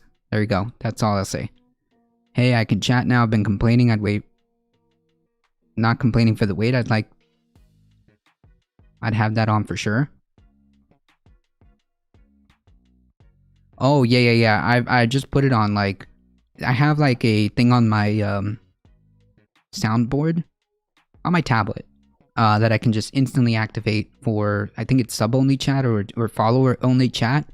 So, yeah, sorry, I had to, like, pull the emergency, the code red, the red button alert to, kind of hold off on these bot raids. But yes, thank you, Can't Keep Comrade. Sorry about that. The silliest thing, we're all good. I'm glad, alright? This is a chill space, let's keep it as such. Let's not give that any more energy than it deserves, right? So yes, Sanders' leverage seems limited. I think that such a perfect opportunity is being thrown. And, like, the problem is, like, especially when it comes to climate change, the problem is that, like, unfortunately, this is, like, the unacceptable, like, outcome, right? Because, like, as I've said before, the problem with all of this is, while some of these provisions are good, okay, some of these provisions are good, some of these provisions are needed, fine, great. When it comes to climate change, it isn't like an option, right? It's not optional. I mean, unless you want the worst case scenario to happen, it's not really optional. And the problem I'm having is if, but it seems more increasingly likely, if the Democratic Party is swept, whether it be, even if they just lose the Senate or lose both the House and the Senate, 2 years of President Biden's term is gone. Goodbye. It's done. Right? And because of such lackluster performance, it isn't that much of a jump or stretch to imagine a scenario in 2024 where the Democratic Party loses the presidency, right? It isn't like a stretch to assume that, right? In my opinion, I could be 1,000% wrong, but I don't see it. I don't see it being that much of a stretch to imagine the Democratic Party losing in 2024. And then what? What happens? We've got 4 years. 2024 plus 4 is 2028. 2028 comes along, and guess what? That's it. GG, everybody. GG, everybody. We're supposed to have our collective-ish together by that time. That is the last stop. About 2030 is the last stop for us to be able to get our collective-ish together before we start seeing the rough end of climate change, right? By the time it gets to 2028, 2030, the rough end of climate change is kind of locked in, right? If we fail to do any type of action by then. If we fail to have a collective-ish together, and we fail to kind of coalesce and do what needs to be done, or at least get the ball rolling, then we're going to see the more catastrophic end of climate change. And I'm not too confident that the GOP is very concerned about the climate. Caring for a sick child and feeling like I caught it, so I'm napping with them and listening. Well, I appreciate that, Samuel. Take care of yourself and take care of your child. Sometimes I feel like the main reason progress takes so long is because we, the progressives, spend a lot of time essentially distracted by trolls and those who want to drag everybody down. That's something. That's true. What if Biden waved the wand to let all prisoners be able to vote? That's 2+ million new votes. I mean, I believe that if you served your time, yeah, you should be able to vote. Although, Canada lets their prisoners vote. Is that correct? Do I have that right? I was just telling someone that at this point I'm close to telling my dad if he continues putting party over sanity, he won't be in mine or my son's lives.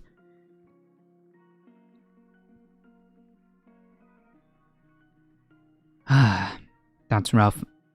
Can't keep comrade. Only you can determine what's right. I just don't have time to entertain that BS anymore. I understand. Doesn't Canada have the doesn't Canada give the ability to people to vote in person? I mean, there's, and just to be clear, prisoners, like they're still people, right? Like we haven't lost sight of that, right? I wouldn't necessarily be opposed to that. I'm pretty sure we would lose some votes with that too. Yeah, I guess. But I still think that they deserve the right? Because, like, that would be a weird way of thinking about it. That would be a weird way of thinking about it if you're assuming that all of those votes would go to you. The Canadian Charter of Rights and Freedoms guarantees that all Canadian citizens have the right to vote in federal and provincial elections. The Supreme Court of Canada has held that even if a Canadian citizen... Right, exactly, Sajab. Has committed criminal offenses and is incarcerated, they retain the constitutional right to vote. Yeah, that seems... I mean, like, I wouldn't be opposed to that, necessarily. That was just a quick Google search, but it seems legit. Yeah. Alright, folks. So we gotta move on.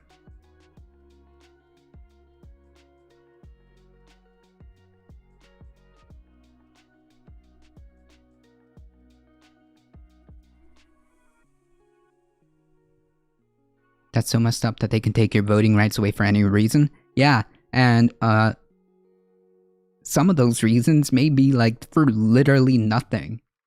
Some of those reasons are fabricated and arbitrary. Kind of like the drug war, right? They're arbitrary and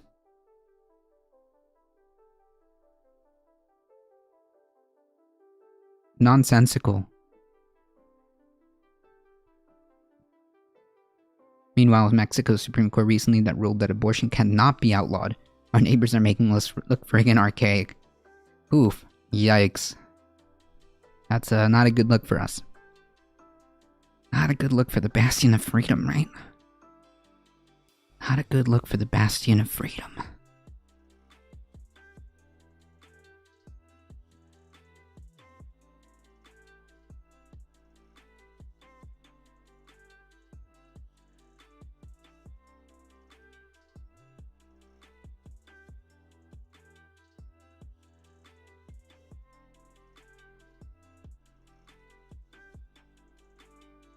Not a good look.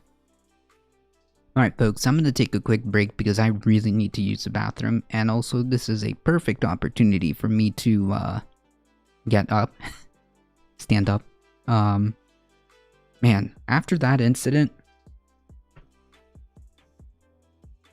so I'll tell you a quick story. So a couple of weeks ago, maybe at this point it's like I'm so bad with like time, but whatever. Like last month, I was like a week in pain with what seemed to me some type of sciatic nerve thing, because man, was that painful. Ever since then, I have decided that every couple of hours I'm going to get up. Period, full stop. Because I suspect that because I work in a chair, I stream in a chair for hours. I'm basically almost 10 hours back to back, right? 10 hours. I go boom right here. I sign in to my work. I start. And yeah, no, not good. So I've taken it upon myself to try to make sure that I get up at least once every couple of hours. I also really need to pee. So, quick ad break. And also, I'm going to take the opportunity to give a quick shill for myself. Folks, if you haven't already, hit the follow button, all right? Hit the follow button. It does help us out, and you get 5 free emotes. And join us. I cannot cheer on my own channel. I'm not trying to cheer for myself. And join us on the YouTube. Make sure you like, comment, share, subscribe, do all that awesome stuff. It really does help us out. Spread the word far and wide that this is the chillest place to be for news and politics, Monday through Thursday, 9 a.m. Join us on Saturdays, noon Eastern Time. As always, there is a guaranteed kitty cat on stream on Saturdays around noon, so make sure you join us for that. And yeah, please, the best thing you can do, that requires not a single penny, is to spread the word far and wide. Okay, that really does help us out. I appreciate it. And we'll be back and finish the last couple of headlines that we gotta go through. I will be right back.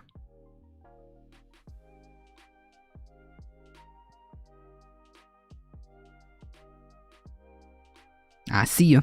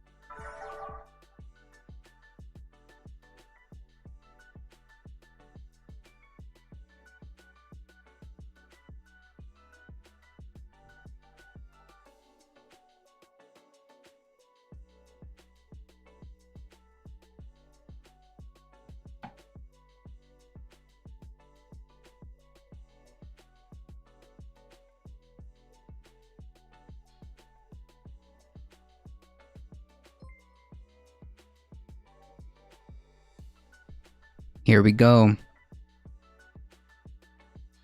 I knew it. What did I say, Darknet? I knew it.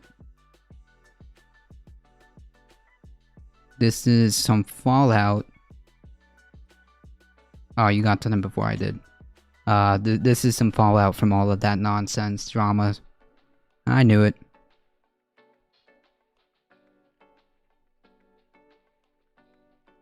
I was doing it yesterday, read a pretty good interview and an article with the Smithsonian and a couple of other places. I've had 3 back surgeries and it's made me super aware of how sitting for long periods of time, even great posture stresses aside, I can performance nerves running down your legs. Yes. Poggers ads, let's go Poggers. Yeah, I'm supposed to be doing at least 1 to try to, no, I'm sorry, 2 to get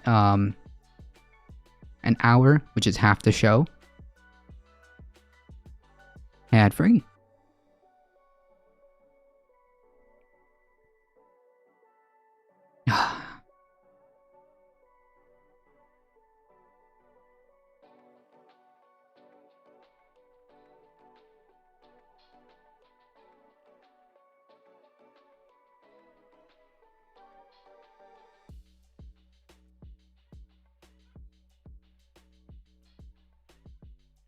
I'm on it. Hold on.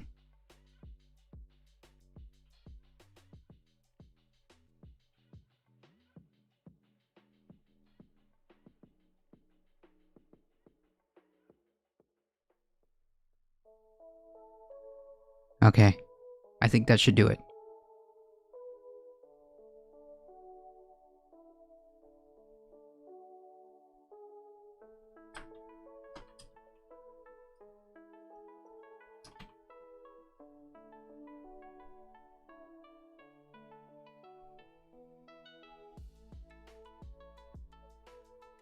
What's going on? Ooh.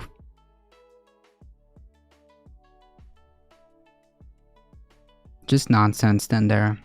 Just nonsense. Alright, folks.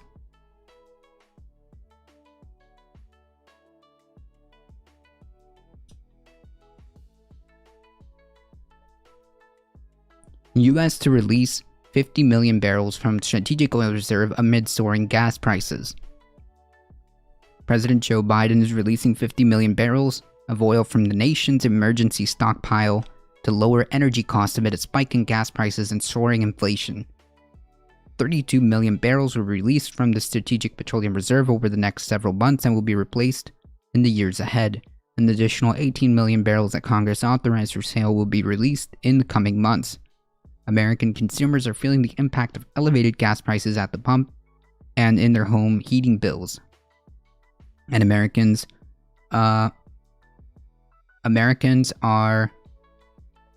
businesses are too, because oil supply has not kept up with the demand as global economy emerges from the pandemic.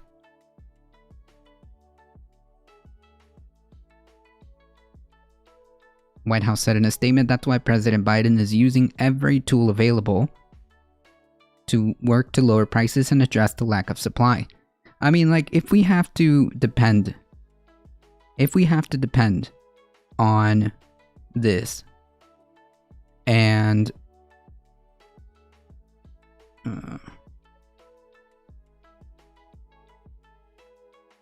it's almost like governments can plan the economy or something. That's weird.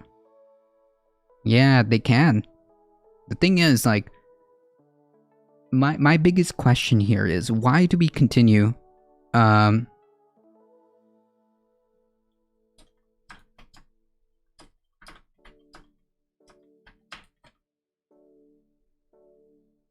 hold on, folks.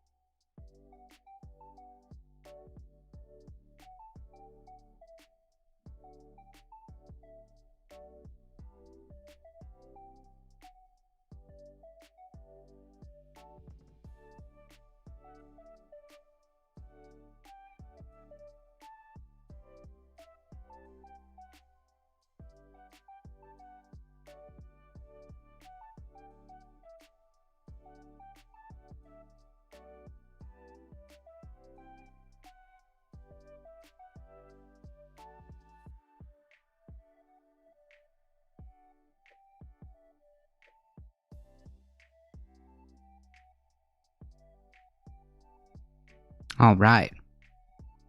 Yes, I did it.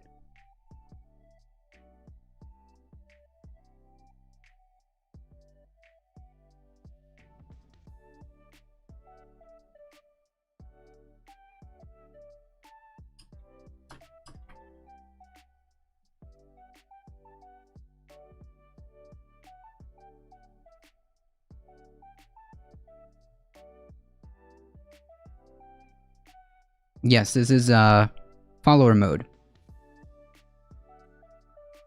Scam likely. Stop calling me scam calls. I get scam calls every day at the same time.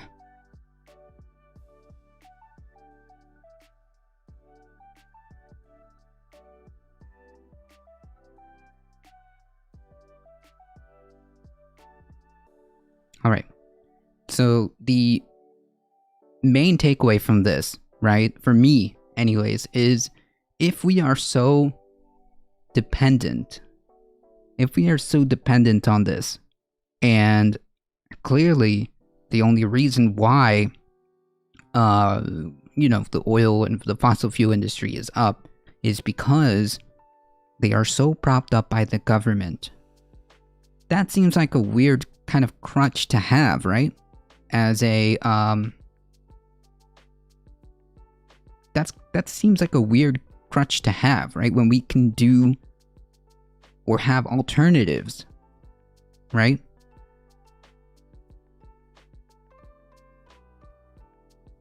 That's my question here.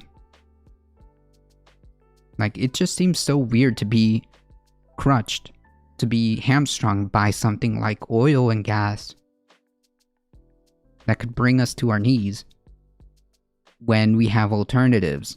Biden can do that, then why hasn't he before? Probably because, like, when it comes to touching, like, the strategic stockpile, they are more hesitant to touch it until it's, like, very, very necessary, I guess. I don't know.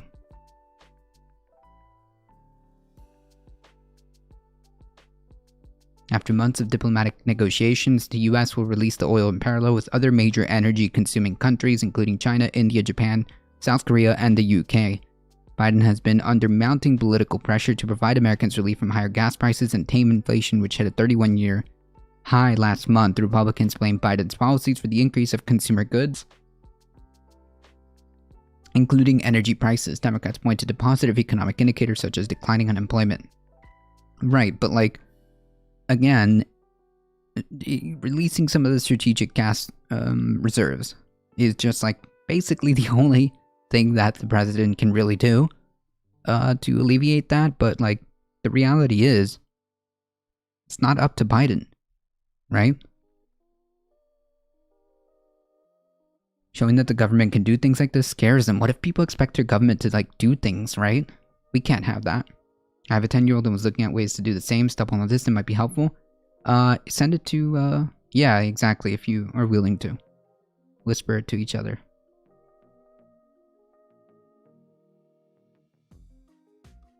If you want something done and slowly and wrong, have the government do it. Right? I mean, look.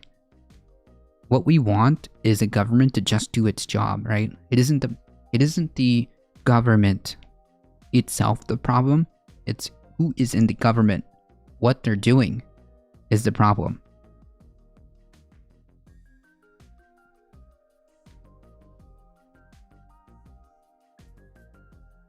Gas prices has rose steadily in the past few months before leveling off last week. Average gas price fell for the second week straight, dropping to 1.9 cents a week ago, according to the fuel price website GasBuddy. The average price stands at $3.39 per gallon, more or less, and more than 11 individual price reports covering more than 150,000 gas stations. Yeah, so TLDR, as we try to get through this, I don't know if we should be allowing... Oh, no. I just closed that later. Stop it. I just closed that article that I wanted to go through.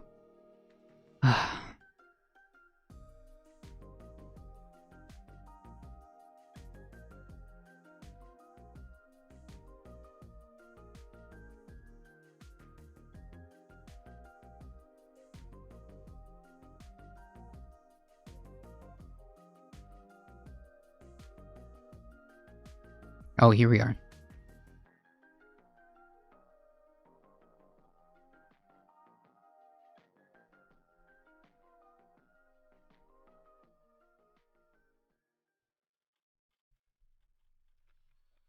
Incredible how the government has intentionally led people to believe that's true. Yeah.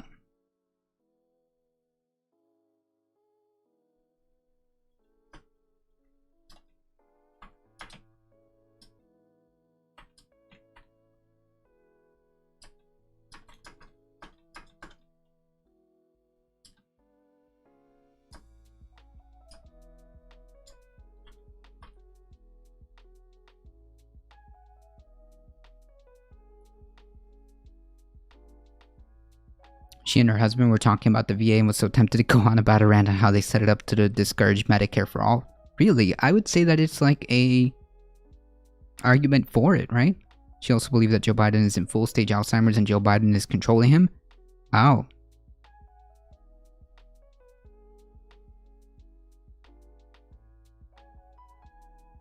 Yeah, so the TLDR of that article is like, if we're so beholden to this one thing that isn't even renewable, like fossil fuels, to run our economy and to be able to kind of like function, maybe we should just not rely on that or do everything we can to decouple from fossil fuels, because it seems like the only reason it's even alive, the industry, is because of all the governmental subsidies, and it's made itself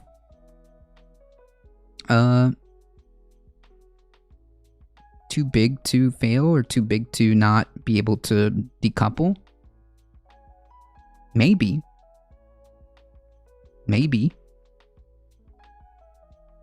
we should find alternatives. That's just me. That's just me. Jury holds pharmacies responsible for role in opioid crisis.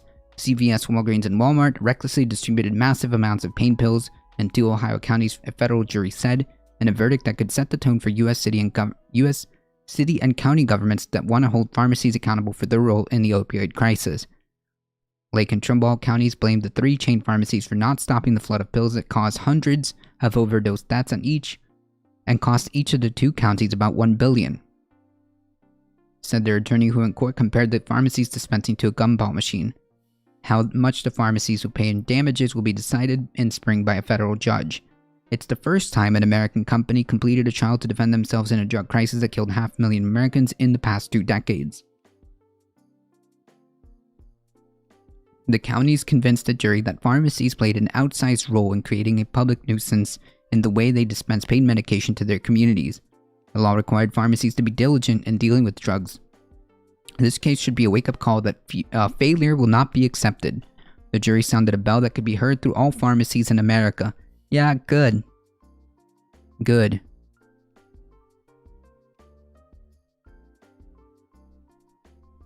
Good. Nationalize and refocus its bureaucracy to renewables. That's an idea.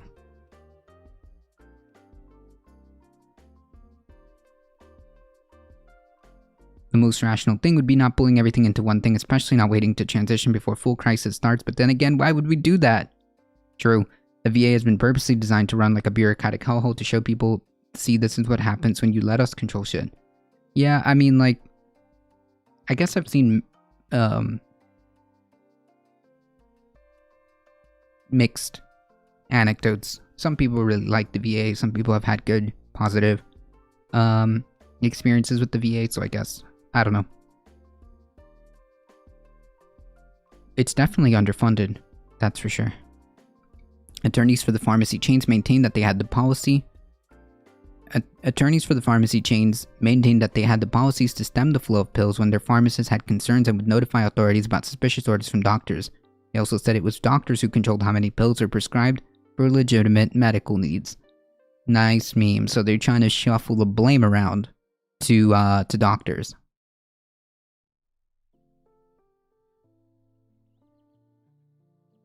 Correct, Kal-El. CVS, Walgreens, and Walmart said they will appeal. Walmart said in a statement that the county's attorneys sued in search of deep pockets while ignoring the real cause of the opioid crisis, such as the pill mill doctors, illegal drugs, and regulators asleep at the switch. Oh yeah, it's not our fault. It's not our fault. It's actually doctors. Illegal drugs? I don't know what that means. The pills were legal. And regulators. Yeah, that's who's at fault. Even though there's been plenty, especially with the Sackler family, plenty of evidence to show that they highly encouraged us. Walgreens spokesperson Fraser Angerman characterized the case as an unstable effort to resolve the opioid crisis with an unprecedented expansion of public nuisance law. Nah, stay mad. Stay mad.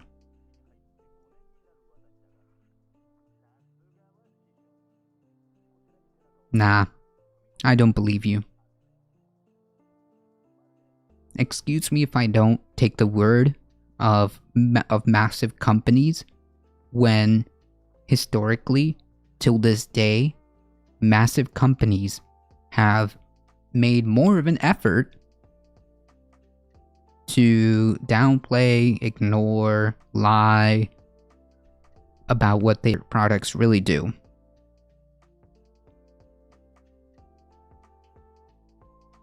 The Sacklers being somewhat punished for just playing by the rules of capitalism. Yeah, they just did it for the monies. I just finished Dopesick last night. Everyone should watch it. Purdue threatened pharmacies with lawsuits if they didn't distribute Oxycontin. Yikes, Tone Police. Yikes.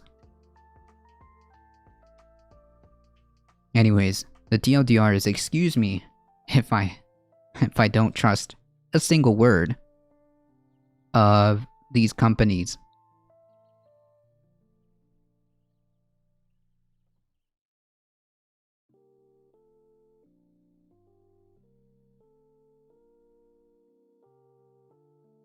We might have to wait for this one tomorrow. So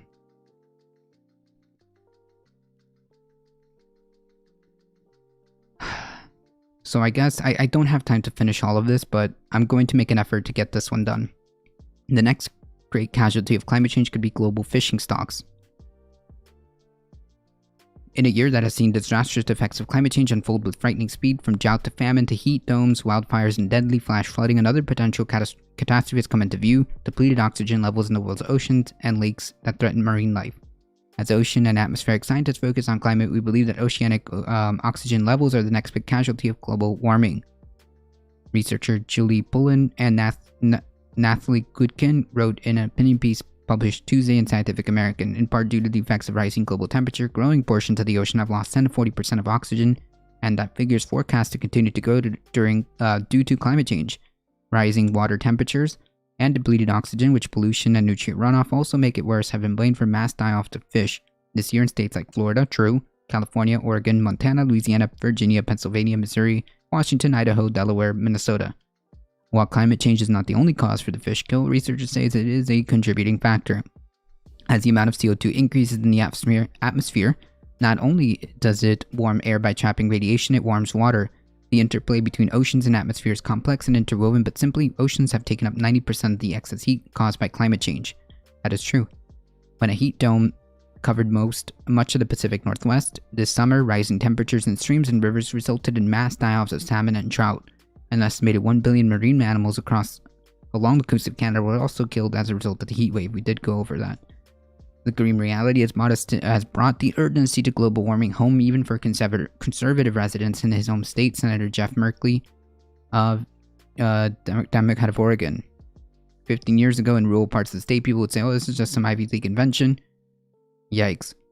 Today, those same constituents, many of them who aren't fishermen, understand that the trout streams were warmer and smaller and it affects them. Yeah, it's not a problem till it's my problem. Yikes. Poor fishies, yep. Think about the sequoias and how the coral reefs and whales definitely sequester more carbon than them. Yes. We're gonna have to actually pause this, and I'm gonna go over all of this tomorrow because, yeah, I do not have enough time, unfortunately. I do gotta log into work, insert myself as the cog that I am into the machine. Alright folks, unfortunately that is all the time I have today. I do appreciate you guys hanging out here. Thank you to Zachap, thank you to the Benjamin B. Dixon Show. I appreciate the raid and support. Thank you for all of you guys being here. Thank you for the biddies, thank you for the support. On your way out, don't forget to hit the follow button. You get 5. Yes, be your own cog.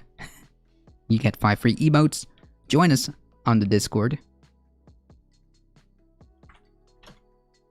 Join us on the YouTubes. No work tomorrow though. Have a good Friday. That's right. That's right. No work tomorrow. You know what that means, folks. Extended stream. So make sure you hit the follow button, do the subs, the YouTubes, and all that other stuff. Thank you, Darknet. I appreciate it. Thank you. I see you spread it forward. I believe you were here earlier. I believe you were here earlier. I work all day tomorrow. Boo. Boo. Thank you so much. Thank you. I appreciate all of you guys being here. Please stay safe. Please take care of each other. I love y'all, and I hope to see you guys in the next one. See ya. Yay, retail. Yikes.